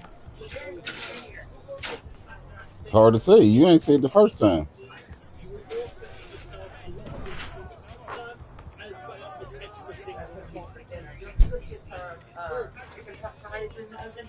Fuck it. Might And as by the well. time you are ready to eat, they'll be Might as well eat some pot pies. So you be in shut there. up. That's all I hear is pot pies. all of this on the channel already, I'm not sure, so make sure you're doing that. Of course, Hit the nigga in the middle. getting yourself a lot of Hit the nigga in the middle. quick and early is, of course, looking at the endorsements themselves. So we want to head over to our endorsements. You'll see here that my playing alone the video as you can see there, 1,000 BC, 2,500 BC, 5,000 BC, 10,500 BC, 10,000 BC, 12,000 I can't grab the ball. 15,000 BC. Yeah, so alone there is close to about 50,000 BC. Damn. Adidas, Nike, Jordan, whatever you're going for, you'll get BC as you go through as well. And you will also get yourself shoes and boards. Okay. So make sure you're doing that on this one relatively quickly. So the next one is going to be some of the matches. And we are to the lifetime ones. And we are going to be looking at one in particular, which of course is going to be the Street King. Now you'll take off a load of challenges as we go through the boards on the city challenges. As you can see, they're not looking to get any of these, but there is 500,000 to 500,000. Damn, why I do that? Why the fuck I do that? Another 500 all the way through. Get a little bit bigger as you go down. This nigga fouled me. On top of this, This nigga blocked my shit. extra rewards, but mainly season pass rewards. But still, there are trials there for you. And of course, on top of this as well, there is additional My Career Quest. You can get the Street Kings, 2,500 BC from that. Of course, you got the trial for that 150 player. The daily challenge for 500 BC and the win and hardwood full classics, as well as the weekly combined press 10, press 9 together to get 5,000. He made it mandatory.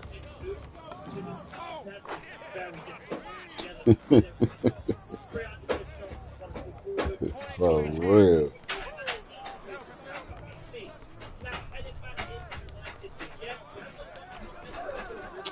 Big dude.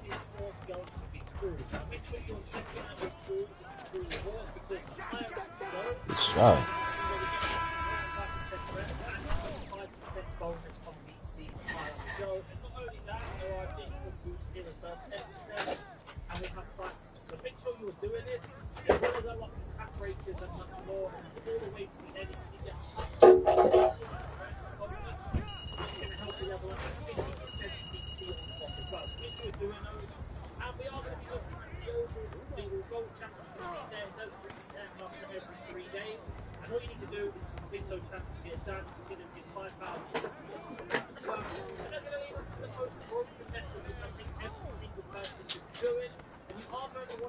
your way over to the open court, which is right next to the gateway facility.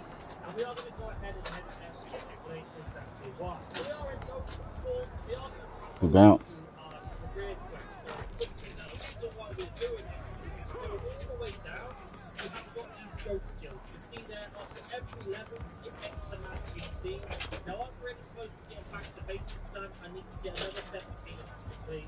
And you can go through every single one of these He's processes screaming my all shot the way out. through to the way to get the first one complete. And you can go through and stack these up all together. So if I want to do unrelenting GOAT skills, and I'll up to that one, 9 more to go. And I want to combine that with, of course, the other one that I'm very close to, which is back to basics.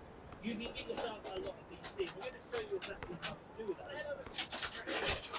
You want to make sure you put yourself back to basics and remember whichever one you're going to get done at 1 o'clock.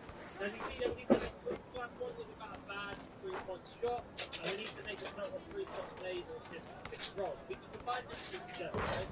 So this is exactly what we're going to do. So we're going to jump into a game. We'll go ahead and pick anyone we want to play against. It really doesn't matter as a team. We are going to start the game. Now, on top of this, we've got also going to get your badges unlocked, and you go straight into the game immediately, as you can see there. So what I'm going to do here is go ahead and activate both of my GOAT skills. I'm going to show you how I'm doing it. I'll be back one by one, either one or the other. And we're just going to activate them every single time. So the first thing we're going to do here is, of course, pull out the pick and roll, pick off it, and then we're going to bring it up. Simple as that. That unlocks the first 1 of 3, and that will be a 1 of 5 towards our 3-point as well. So let me go ahead and combine both of those. Now, there's the first one unlocked, and we are immediately going to activate it. Where you at, now? Slow motion in your GOAT skill. Come on, baby. I'll take it out.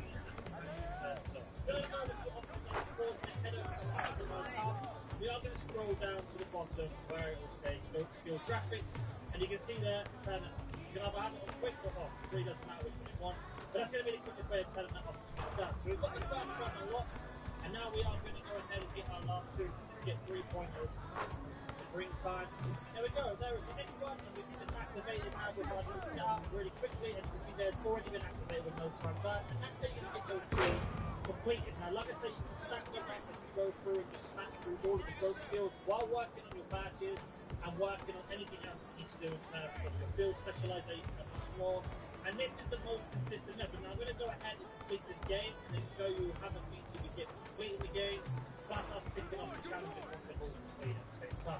You can see you get about 400 BC a game, which is pretty nice. You're going to do 10 of these, that's 4,000 BC. It's about 2 minutes of real time a game. And when you do go ahead and complete these GOAT skill objectives, you can see there, that's the breakdown we get. The crazy amount of BC you can see there, and then we can work our way through all of the rest. For example, this one's repeatable, fire each time. But if we look closely here, I've got another 8 to go, and it's another 5,000 BC. Very simple. Now, if you have any questions, put down below. You can chat with us. Go.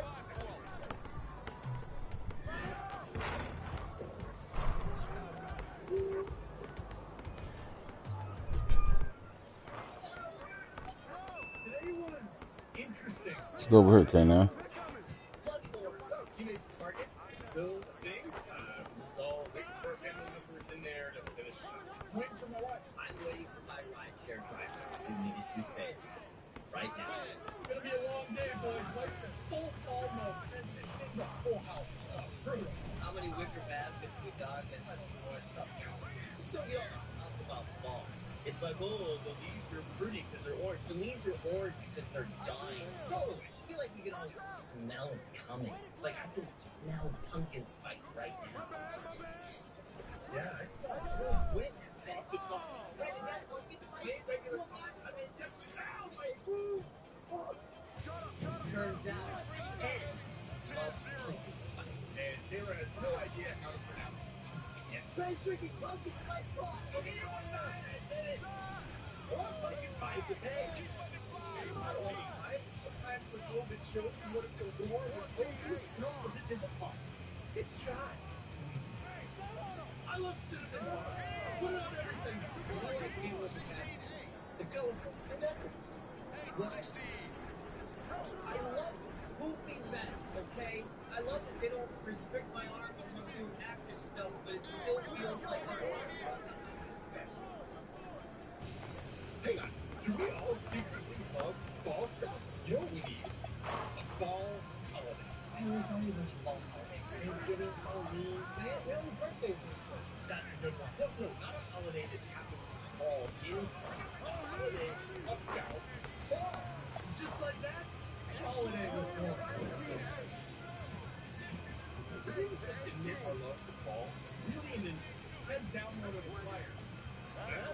gave out free hayrides for a small fee. We had a scented candle fantasy draft.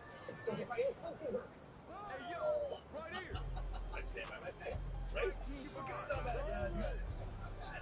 Can't forget about the fall trust ball. Who wants to go first? Ooh, no. Are you crazy? Excuse me, what are y'all doing? Is that a fall trust ball? All right. NBA superstar Carl Anthony Towns fashion icon Jordan Wood is the holiday miracle. I just love balls. My favorite. I mean, the spirit, the fashion, the layering, the coats, like, Some apple picking. holiday, huh? You know what you guys really need? A blow-up bar. Should have got my little dude though. Yeah, full on makeup. Once Cat and Jordan showed up, everything just falls into place. We just learned. That's what fall day is all about. Just getting together with friends. For strangers in that party park. You got doors, but you still can't. 15-18. Not being ashamed to have a pumpkin spice chai latte once in a while.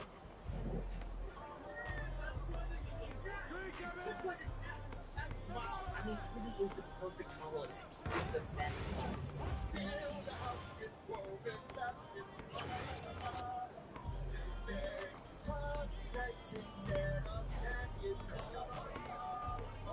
Good word.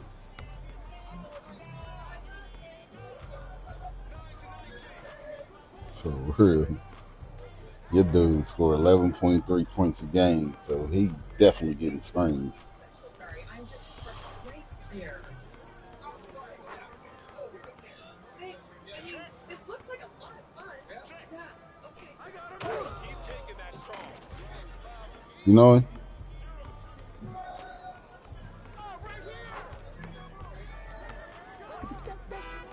Good shot.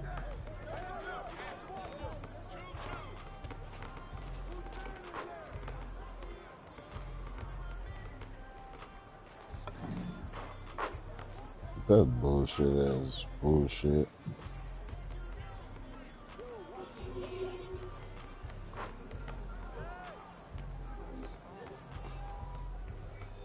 This was we need to replace her.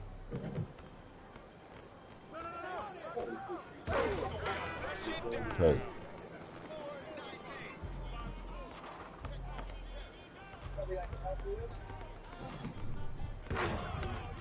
This is and she is fun. Slow.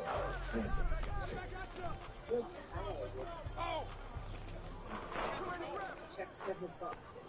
More CPG. Into the red.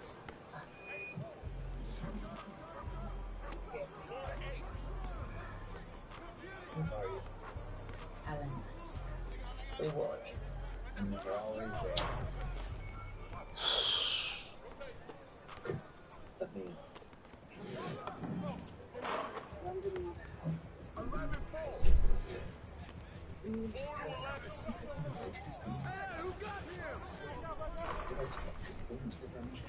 This nigga ass.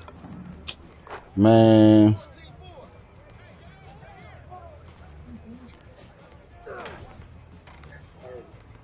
To not kill me.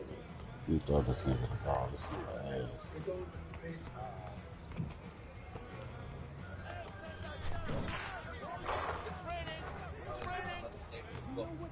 Ask them.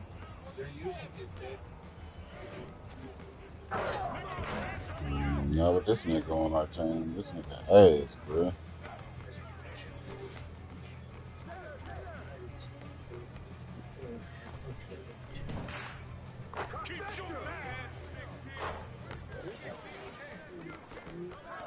Still.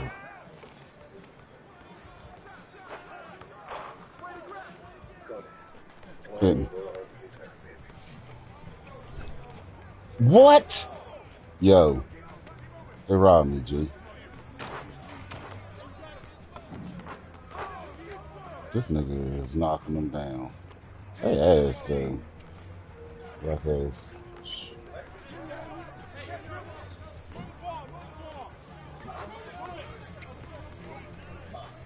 No, nigga.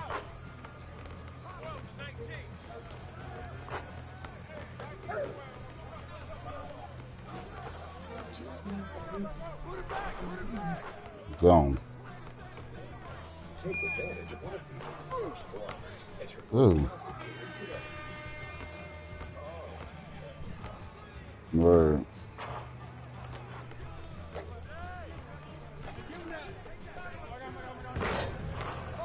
You can't shoot.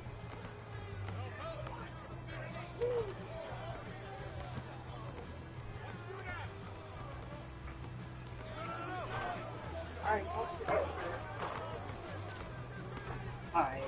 Where you going? Damn. That was on me. You gotta clean it. The pool? Nigga, summer over. No way it ain't. Give it up. They said it's gonna be in the 90s. Give it up. No. It's over. Pool days is done. It's done. Just give it up. No more pool. No more pool, fool. Okay, that's what you said. I guess I have to prove you wrong. Don't even do it. No, don't clean the pool. Just empty it out. Just empty it out. Leave me alone. Empty it out. Empty it out. Empty it out. Empty it out. Empty it out. Empty it out.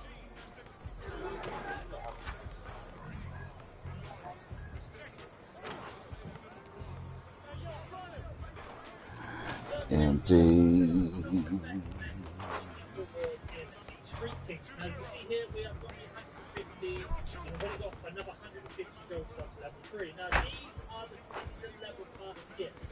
So for example, if you're on level 30 in the season pass, that put you on level 31 and etc. And you get a lot of VC plus a lot more things on top of that, like the crown, as well as Shaq's big head, armory, and of course a basket head of the crown.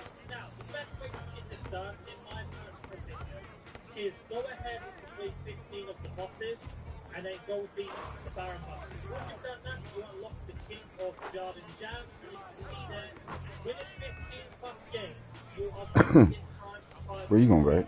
So that You empty the pool? get 15 plus games, you get 500 XP per game. Every single level, I believe, is on the way, I believe. Babe, where you going? Shut the fuck up. Where are you going? Pool days is done. So there are several methods to do this with, and essentially you're going to want to put yourself as a point guard if you're a shooting guard. For example, small forward, shoot guard, point guard. If you are a center, then of course go for that.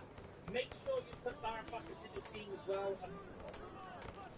What you gonna do?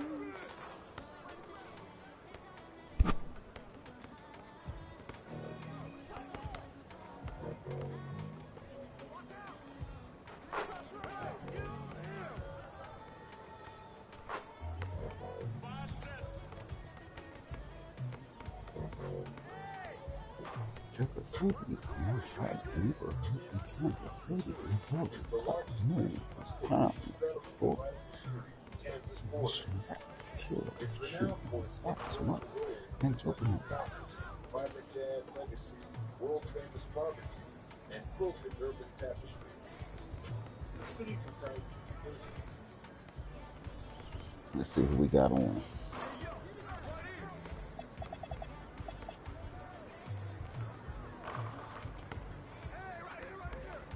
I can't get nobody in my fucking crew though.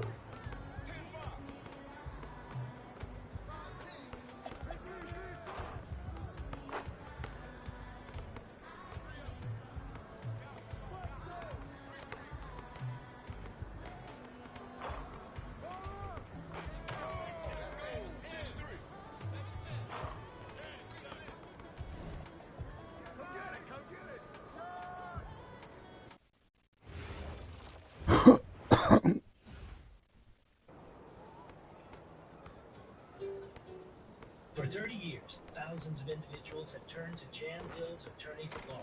When you're injured, the bills are piling up, and you're overwhelmed. You need someone on your side. The Jan Dill's team won't take no for an answer. They take on insurance Where you companies at? large and small to get you the fair compensation you deserve. Come back around. Your homeboy left. He left. Nigga like. If you or a loved one have entered a tragedy, call us today. अजीब करा लूंगा आज ग्रह बिगड़े हुए हैं करानी पड़ेगी तो मैं शहर में भी तो नया हूँ पंडित जी कहाँ से मिलेंगे ग्रहों की शांति का शहर से क्या लेना मतलब श्री मंदिरा इस पे ब्रह्मांडित पंडित जी आपकी पूजा करवाएंगे वो भी प्रसिद्ध मंदिरों में श्री मंदिर ऐप से आप घर बैठे प्रसिद्ध मंदिरों में पूजा चढ़ावा करवा सकते हैं श्री मंदिर आप डाउनलोड करें ऑलरेडी है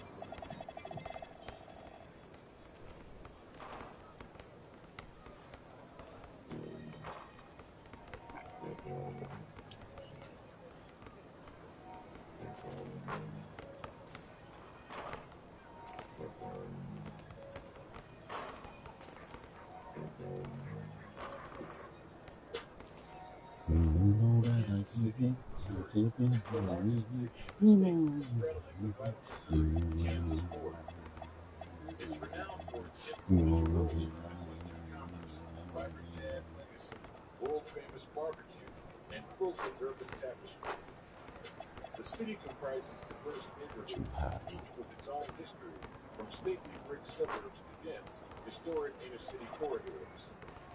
Despite its cultural vibrancy, Kansas City has faced persistent struggles with violent crime.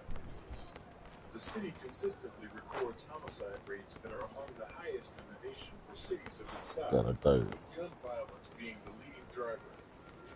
According to FBI data, Kansas City recorded 7,534 violent crimes in 2023, translating to a rate of 1,477.7 per 100,000 residents, about 300% higher than the national average.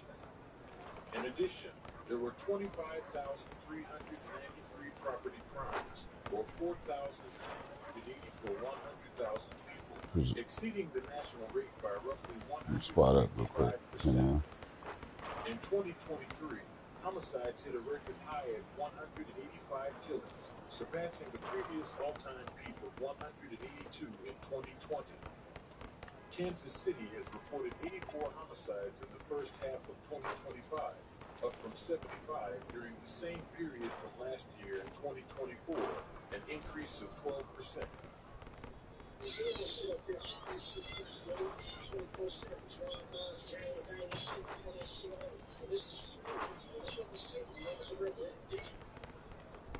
Hidden Valley. Hidden Valley is a neighborhood in the central region of D.C. with a population of around 1,558 residents. It is bounded by Bannister Road to the south, Highway 71 to the east, and Blue River Road to the northwest. According to recent data, crime in Hidden Valley is substantially higher than national levels. Overall crime rates are 377% higher than the U.S. average, while violent crime is 715% higher than the national average. Statistically, that means residents face about a 1 in 10 chance of becoming a victim of crime. See, the scene is clear now. I can't tell you which building because we weren't able to get super close earlier. Police say they were called here just before 11 this morning. They found an adult male and female both shot dead outside the building. Police say there was an argument and fight before the shooting happened, and witnesses reported more than a dozen gunshots. And we spoke with Rosalind Temple, the Casey mother's in charge, and she came out to the scene to help support those family members. Hidden Valley is known for its quiet beauty, an enclave tucked into the trees, with spacious yards and a calm atmosphere. But behind the charm lies a different story, one of stalwart, economic hardship, and a vision for development that never fully took shape. Its decline wasn't sudden or dramatic, but gradual, a slow fade marked by poverty, rising vacancies, and the feeling of being left behind. No. Marlboro East is a neighborhood with a population around 1,333 Again, though. residents. The borders are East 75th Street to the north, Prospect Nigga Avenue gets right to rebounds out here. River Road to the east, and Nigga, get 85th off me, Street to the folks. south. Crime in Marlboro East is alarmingly high. Overall, rates are 538% Hey, above the national average, while violent crime soars to 1,516% higher than the U.S. average. For residents, you have a 1 in 7 chance of becoming a victim of crime. They gonna let their he made abandoned that hotels shit. in the Marlboro He neighborhood made say that it's shit. an eyesore and a safety concern. South Kansas City reported making abundance talk with neighbors and the out-of-state property owner about potential solutions. Okay, I did 23 years in the field artillery office. I wouldn't go over there. Carl Huffman. Does look scary. Is talking about the 4 Acres Motel. A bad-looking site. Diane Kutzberger remembers what it This used to nigga look jump. like. I've lived in the neighborhood Oh for 10 ass. years, and it's a functioning motel. There was never He even a jumped. fire. For years, it's been this. It looks like a bomb site or something. It's just sitting there. Gotcha, The K9. state of Where you? decrepitude is why? Questions. Why is this eyesore So, here? Many of them. Look around and see other areas. They don't have this. You know, why is it being left that's to just sit that's here their and decay? that's their ball. It's a crime magnet. Oh shit. How? With the owner not living up to what he says. On the phone from Texas, Eddie Gwynn.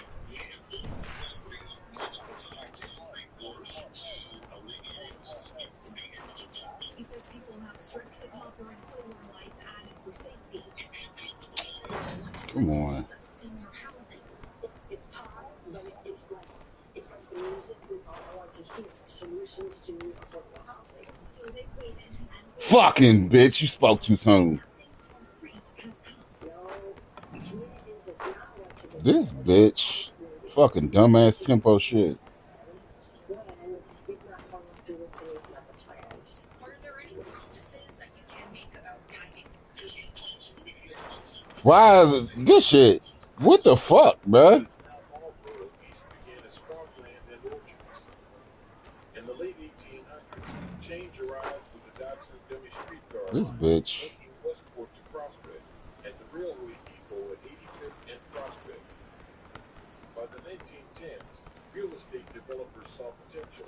The neighborhood's identity grew stronger with the rise of the Marlboro Man. commercial district, a bustling hub of shops and services that anchored the community in the 1920s.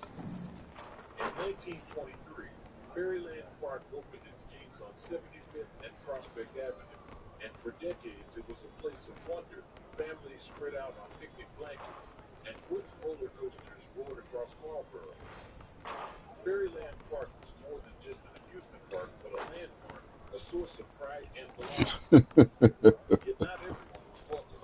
For much of its history, Fairyland Park was Somebody is on my friends list. predominantly white visitors, while black families in the surrounding neighborhoods could see the rides and hear the music, but were barred from entering. I was That about to began to say, he just change gonna in the leave him? 1960s when civil rights activists staged protests and demonstrations outside the gates, demanding equal access, and though integration eventually came No. in 1964, the scars of exclusion remained.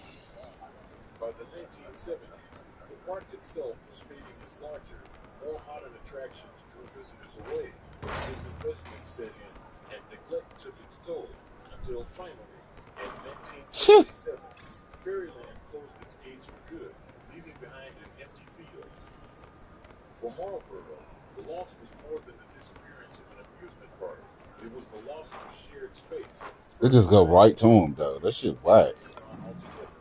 A reminder of how fragile and fleeting a neighborhood's anchors can be. Marlboro, now predominantly black, began to feel the weight of neglect.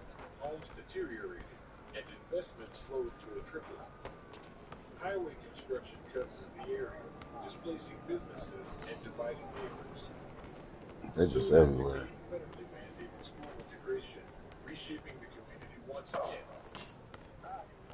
Blue Hills. Blue Hills is a neighborhood in the central eastern region of Kansas City, bounded by the north Dr. Martin Luther King Jr. Boulevard, the south by 63rd Street, east by Prospect Avenue, and the west by Shot. the Paseo.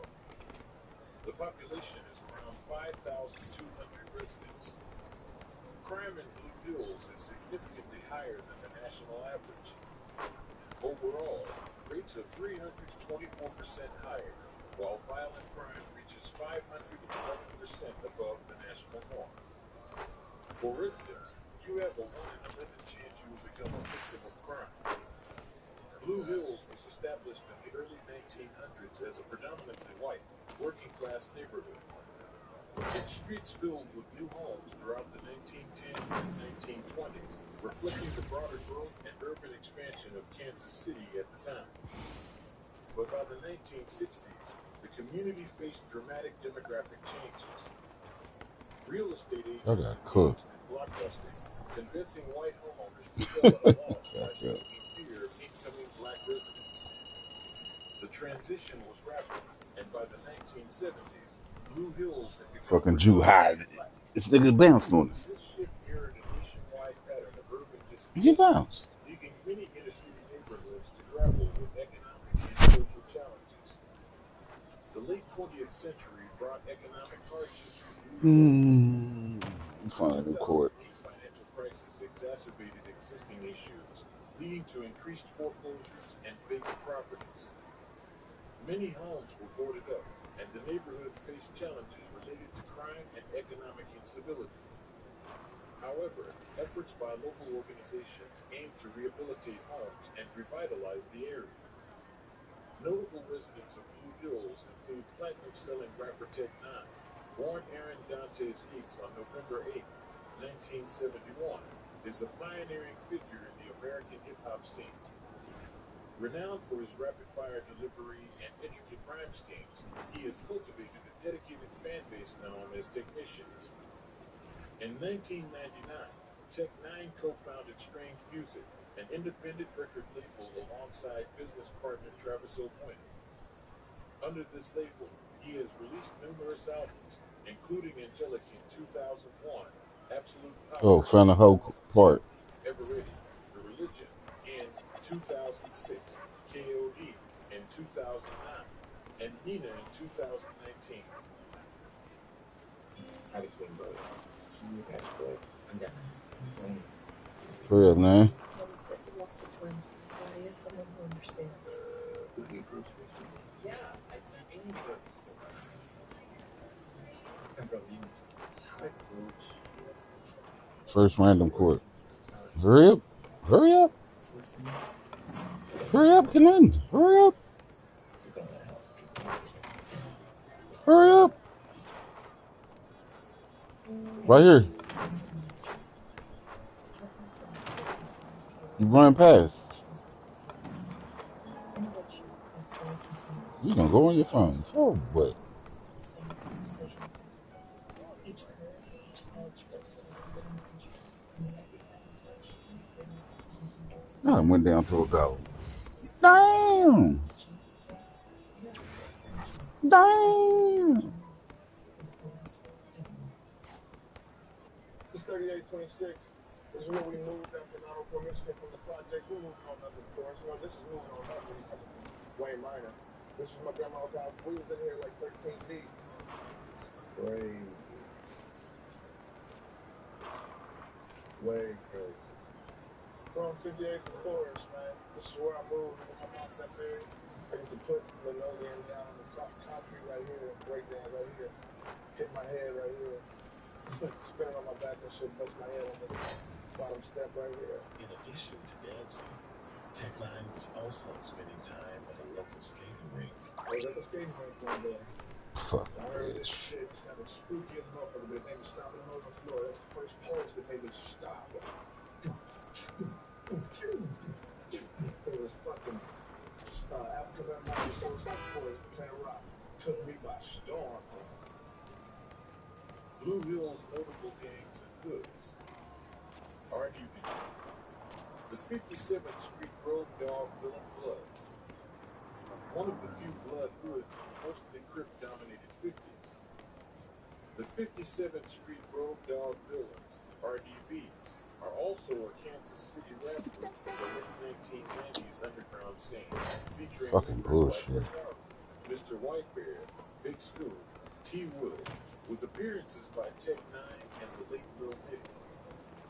Fogtown, 5-1 Gangsters, a notorious Crip hood around 51st Street, one of the most reputable Crip hoods in KC. Home to Fat Tone. Anthony Fat Tone Watkins, born April 29, 1981, was a prominent gangster rapper from the 51st Street neighborhood, often referring to KC as Killer City. He was known for his gritty, street-focused lyrics and authentic representation of KC's underground hip-hop scene. Discovered as a teenager by Sacramento rapper CeeLo, Fat Tone's early career included an appearance at age 15 on Mr. Stinky's 1998 track, Armed Criminal Action alongside Tech Nine, Tone Cabal, and Dundila the Papa. What the fuck? Tragically, in 2005, Fat Tone and his associate were believed Shouldn't have been on my big police dude. under false pretenses What? and fatally shot by Andre Mac Minister Dow, believed to be in retaliation for Mac Dre's murder in Kansas That's City, bullshit. although Fat Tone was later cleared of any involvement. Home invasions, carjackings, chaos. Tonight, a new picture is forming on why crime may seem like it's out of control in Kansas City. And it centers on former rapper Fat Tone. KNBC9's Jim Crick is live with new details you'll see only on 9. Jim?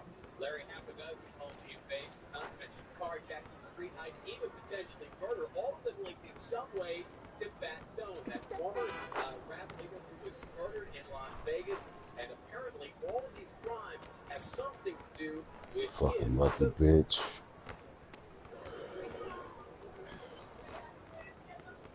Jokes back Monday, a man was murdered in 50-50 College for his podcast. Tonight, police are investigating a Fat Tone associate as the possible trigger man. Fat Tone, a.k.a. Anthony Watkins, murdered a month ago in Vegas. His body found in a bullet-riddled car. Sources confirm his murder. Everybody fucking tempos. Everybody. Central 4. Community is in uproar, confusion everywhere, violence escalating to some degree. Police Word. tell us Fat Tone's associates are committing random crimes like home invasions, carjacking, and Fat Tone's enemies are retaliating, murdering his aunt a few weeks ago. What you see with Fat Tone, what you did not see. But Tony Caldwell and Mark Porter say Fat Tone didn't have power. That one person has caused all Fucking the bullshit. of a weak community. Their Hey. message, it's time to take back the streets. All it takes is two people on that block, one person on that block, saying it's not going to happen on my block. Within minutes of the 50-50 What? College murder, peacekeepers were out in force. He's got a tendency in the area. What? Shooting Cowards, the suspected killer, was in custody, sending a message. If you're going to live in the neighborhood, you got to be a neighbor. You can't be a resident. You got to be a neighbor. If you're not a neighbor, the fact that the world will kick you around. Yeah, but leaving the nigga out there. Vineyard/Vineyard Northwest. The Vineyard and Vineyard Northwest neighborhoods sit adjacent to one That another nigga got and are cooked. situated in the eastern part of the city. They have a combined population of around 3,600 residents. Vineyard crime rates are 361% higher than the national average, with violent crime soaring 807% higher than the national average. In Vineyard, you have a 1 in 10 chance of becoming a victim of crime. Nearby Vineyard Northwest crime rates are 469% higher than the national average, with violent crimes reaching 1,042% above the national average. You have a 1 in 8 chance of becoming a victim of crime. Over time, the neighborhoods face challenges common to many urban areas, including economic shifts and changes in housing demand. These factors contribute to a gradual decline in the neighborhood's vitality, leading to increased vacancies and a reduction in community engagement. Vineyard Northwest also faced significant economic transitions that shook its residential stability. Industrial shifts, changing employment patterns, and urban development projects all reshaped the area, bringing periods of economic hardship for many residents and challenging the neighborhood's cohesion and vitality.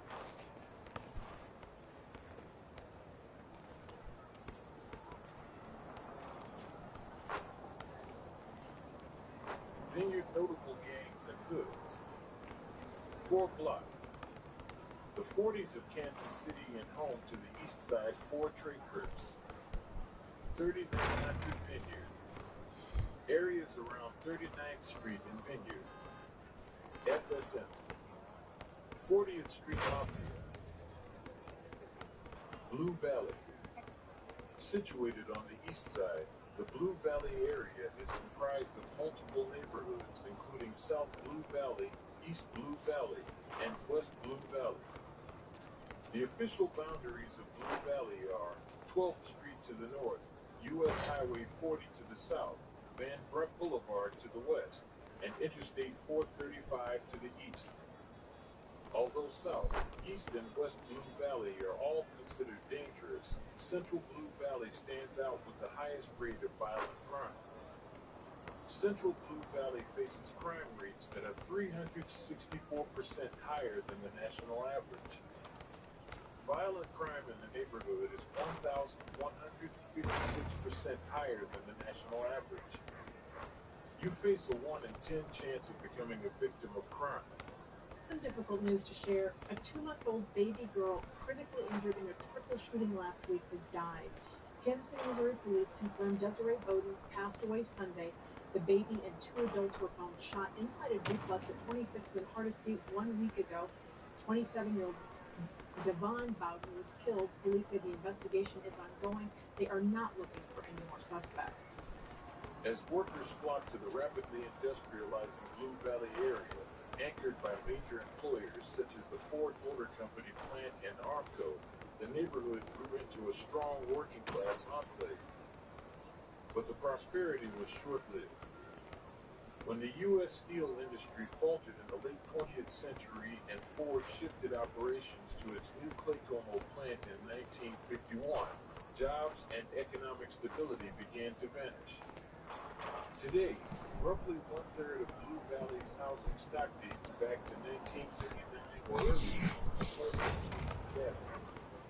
Like much of the east side, the neighborhood is scarred by vacancy, with about a quarter of homes standing empty. In many parts of Blue Valley, the median sales price of a home hovers around just $6,200, a stark reflection of decades of disinvestment and decline. Vacant lots, underfunded schools, and rising crime defined the late 20th century in Blue Valley. Many families who could move left. Those who remained faced cycles of poverty, violence, and deteriorating housing.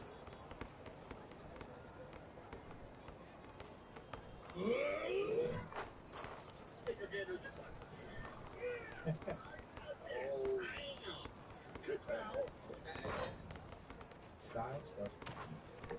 The difference between mid and next level, a real gold chain that hits. Lifetime guarantee. Over 36,000 Bob Hardy points. A free chain every new order. Blue Valley nearby notable gangs and hoods. Hilltop. Village Green, a large housing complex, a reputable area within the 20s. Sheffield. A reputable Mexican hood off of 12th Street. 20s. A large area on the east side in the 20s. The area has been known locally as Twampside, Hillside, and 2-4, 24th Street. Northern Block Gangsters. A reputable Crip set within the 20s. Independence Avenue. Independence Avenue has long been a vital corridor connecting downtown KC to the eastern neighborhoods. Historically, it was a bustling commercial hub, serving as a gateway for trade and cultural exchange. Over the decades, the avenue witnessed the rise and fall of various businesses, reflecting the city's dynamic economic landscape. In recent years, certain sections of Independence Avenue, particularly around the Independence Plaza neighborhood, have experienced elevated crime rates. In 2025, the violent crime rate in Independence Plaza was reported at 22.51 per 1,000 residents, earning it a grade of F for violent crime. Notable hoods near Independence Avenue. Parker Square, a well-known public housing complex located on 12th Street, an area that was once part of the 5-lease 2 Alliance. CTV, 500 block of triple floor projects. Built in the 1940s, part of the city's first wave of public housing after World War II. In the late 2010s, as part of broader efforts to reform public housing, the Sherwood Hills projects were launched. Manhattan, built in the 1950s and one of the first housing projects to be built in KC. The complex was later redeveloped into mixed-income housing. TV Watkins, the therapy Watkins Homes at 12th Street. Just one more nail. Riverview Gardens, One nail. Last one. Come on. Nice. Last one. Listen. You want some chicken? You ain't gonna get your chicken. You come on. Wayne Minor, Sit down. named in honor of Raymond Wayne Minor, a black soldier who died in World War I, just hours before the signing of the armistice. Constructed in the 1960s, originally, Wayne Minor Court featured 5 high-rise buildings, 9 and 10 stories that contained 664 housing units. City housing officials reported that the Wayne Minor high-rise project never achieved more than 64% occupancy and had steadily deteriorated into a permanent eyesore. At the time, repair costs for the complex ran about $10,000 per month, straining city resources. In the 1980s, its condition and reputation had made it largely inhabitable. However, by 1987, the complex had deteriorated significantly, leading to its demolition. The demolition was notable for being the nation's largest housing project. Kevin's mother-in-law spared no opportunity to humiliate him, but she wasn't the only one. Charges to bring down the structure. Kevin has been living off his wife for the past 2 years. She needs him.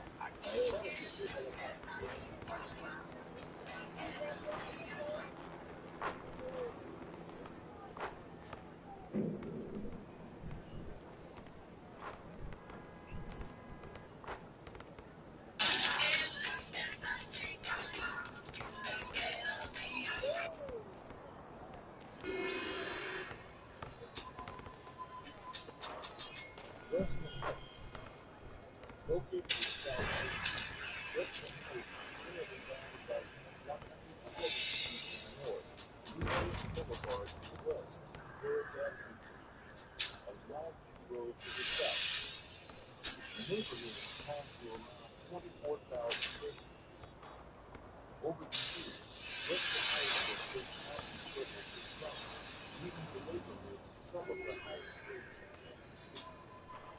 Today, overall crime is 529% higher than the national average, while violent crime stands at an alarming 173% above normal.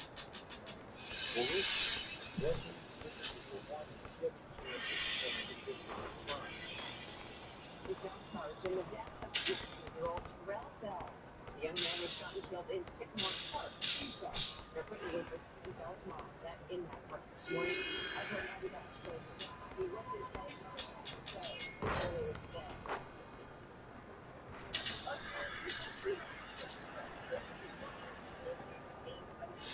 More control. We held a town hall this morning there in Baltimore this year, and they talked about the loss of the deadly and a need for change in our communities. It's staggering with the different tool that it was in Sycamore Park. But say, what that would say, though,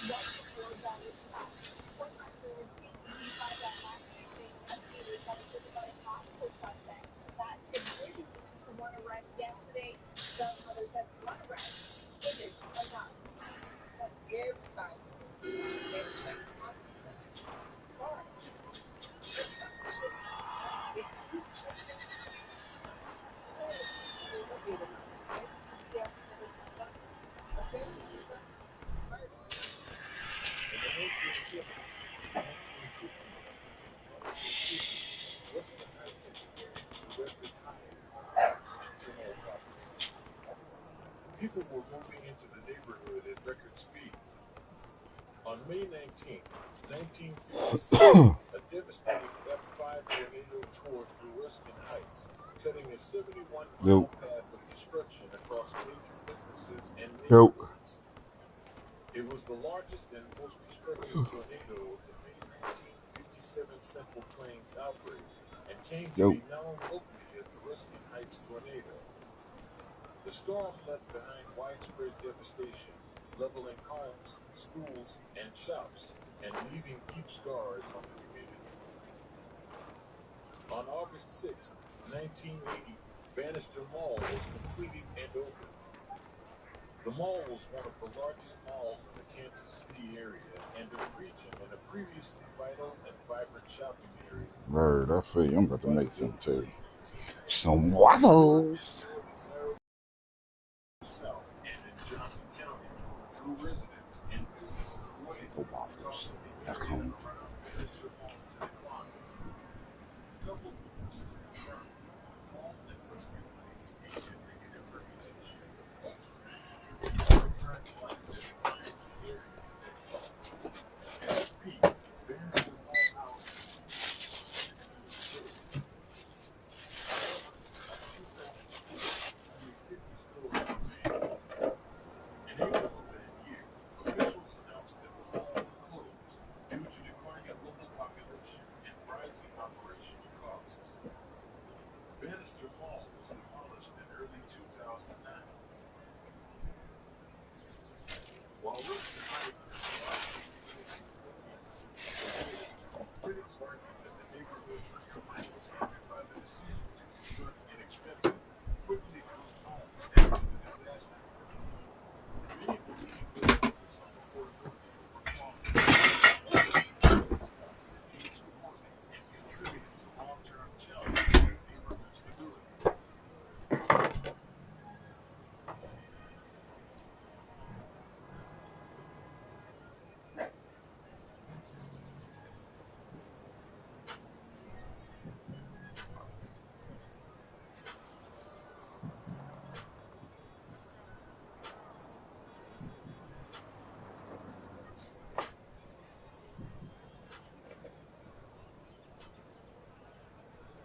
Without the ones like you working tirelessly to keep things running, everything would suddenly stop. No matter your industry, Grainger's here for you with professional grade supplies. Call clickgrainger.com or just stop by. Grainger, for the ones who get it done.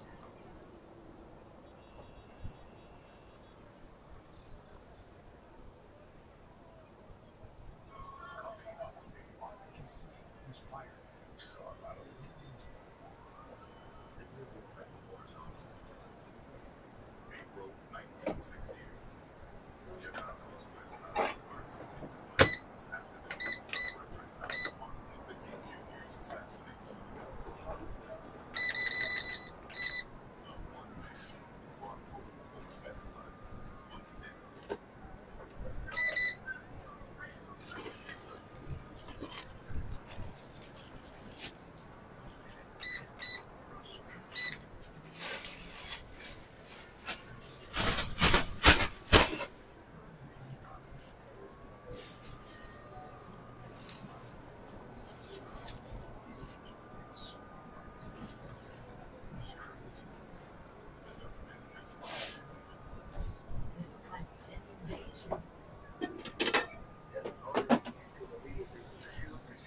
Okay, now.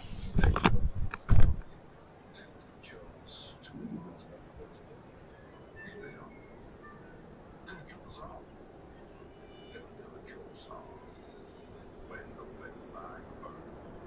Next on Chicago Stories.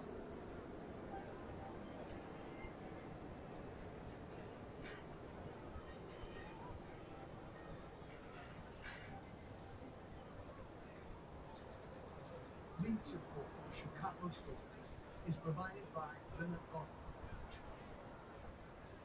Major support is provided by Brent Cohen and the Toronto Foundation. Funding for Chicago Stories and the West Side Burn is provided by Joel M. Freeland, President, Alvin H. Roth Family Fund. The Joseph and Bessie Feinberg Foundation, Connie L. Hinton, and Walter and Shirley Benson. I was born in New Orleans, Virginia. My household was a single-parent household, just my mom and her 6 kids. We made about the Jim Crow South, separate but equal. You know, black water fountains, not being able to get served at certain restaurants, all these type of things. When my mother, her family, they all migrated from Mississippi, and they told them to come to Chicago. John Preston and his family migrated to Chicago in the late 1950s, and they were not alone. After World War II, 4 million blacks headed north, fleeing violence and looking for work. 250,000 of them settled on Chicago's west side. Jobs were plentiful, thanks to local manufacturers like Siemens, Western Electric, and Bronx Candy. And they hired a lot of black fathers. And so you go to work back then, get a job, quit, and walk down the street and get another job. They became the backbone of the city's industrial might and spent their paychecks as black-owned stores in shopping districts along Madison Street and Roosevelt Road. That's where all the blacks in that area go shopping at. You had Robert Halls, that's where Rosemary go get their Easter suits at.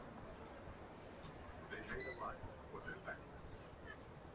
It was a good childhood, having real friends, having neighbors who infatuated, teaching, their children, just growing up, a good burden of life. But Chicago was deeply segregated, and so everything like foodies was not welcome. There were some things in the boundaries of Chicago where you want to go live at, but no, that's a white neighborhood. That's a black neighborhood. The neighborhood we go past Cicero Ave. That was kind of the end of the black community. I can remember catching the bus up to that street while we spending all that money. We couldn't even get back home. We had to walk back those neighborhoods, and they get chased by white kids because you're black. I learned what racism was, what white supremacy was, just from being on the track team. Our uniforms were ragged, hand-me-downs. And then when you go to a place like Palatine, then you see these pristine uniforms. It was a thing of wanting to have that. And as the black population grew, the white residents of the west side moved out.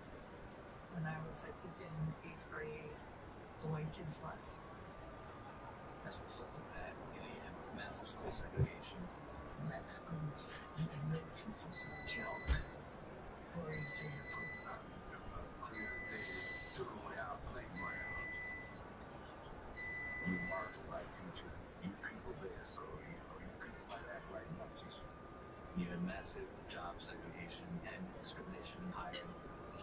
And the industrial jobs that had lured black workers to Chicago were also being found. By the late 1960s, 60% of these jobs are gone. They went to the suburbs or moved down south, and people lost their jobs. We understand the meaning of the word black. By the spring of 1968, after a decade of white flight and disinvestment, the once vibrant West Side was in crisis. A presidential commission that examined urban areas across the country proclaimed, our nation is moving toward two societies, one black, one white, separate and unequal. The famed black sociologist St. Clair Drake said that the city of Chicago should be grateful for the fact that black people have exercised such restraint. He also asked the question, how long can this last?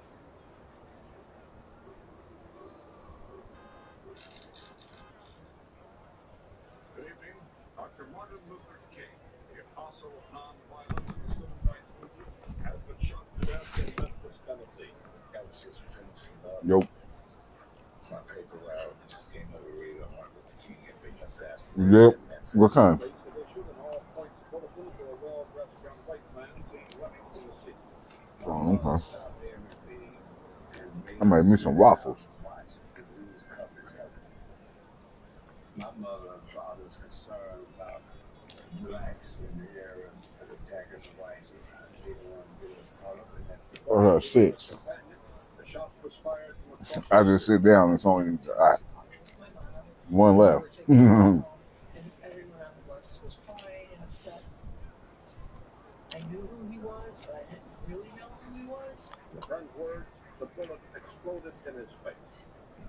You knew something was about to happen that will change the flow of America.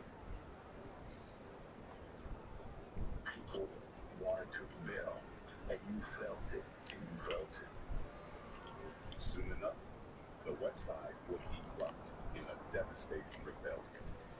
But for now, the community was in mourning. To them, King was more than a celebrated civil rights leader. What? He had been their neighbor. In early 1966, King moved with his wife Coretta and their 4 children into a rundown building near 16th Street and Hamlin Ave. It was his first attempt to bring the non-violent struggle for civil rights to the North. Man, what's the dunk on? It was so cool. I had a chance to shake his hand, talk to him for a minute, but he just wanted to show people that he could stay together too. You know, like that. He preached at the nearby Stone Temple Baptist Church. There were thousands of people there, including those who were standing outside just waiting to hear and see him. And I could see in my mind the excitement that people had about seeing somebody Now. here with the status of Dr. King that they had heard about from Atlanta, they had heard about from the South, but now he was here in the North. And he befriended local merchants. My dad would always talk That about don't how sound like a Dr. good King one. would come in the store, buy newspapers. Then Dr. King would travel down 16th Street. He would go to Miss Collins Barbecue. He would go to Mr. Woods Pool Hall. He even sat down with the leaders of a powerful local street gang, the Vice Lords, hoping to enlist them in his peaceful campaign to break the stranglehold of segregation. I became the youngest chief of the Vice Lord Nation at 13 years old. The Vice Lords had a program called Tenants' Rights Action Group, where they were challenging slum lords that were illegally evicting blacks out their apartments. And so King met with the street gangs. The Vice Lords seen where he was. King was here. So, okay, so they watched him. You're not going to help me. You in the neighborhood. You take care of this.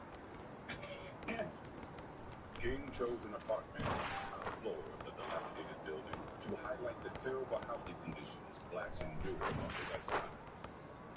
The door didn't fully close, so people were coming in and urinating in the stairwell. The bathroom was leaky and rusted.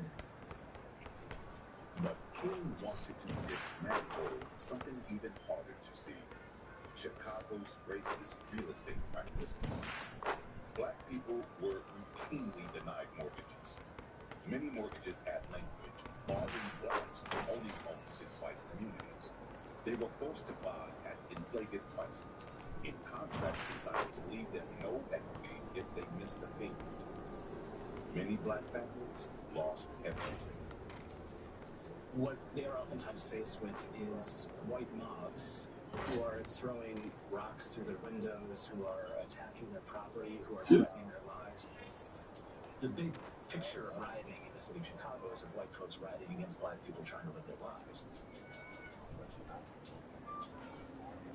If there is any doubt in anybody's mind concerning whether we have a movement here in Chicago, you ought to be in this church tonight. Okay. You gonna make him?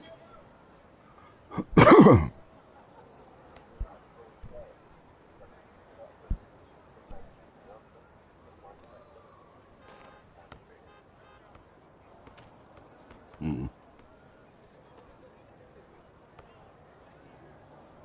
So are you gonna make it?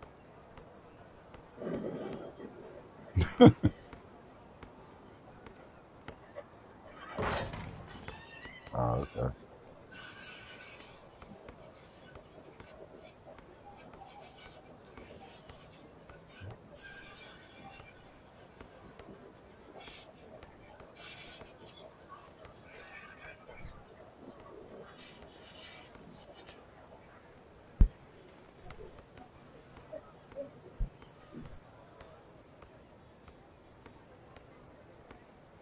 I've confirmed today that a young man shot and killed in Atlanta Tuesday was an entrepreneur and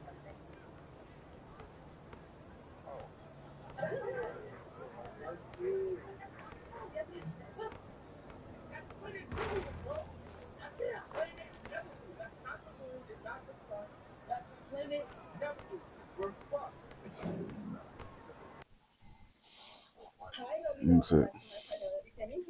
my name is Belinda Strana.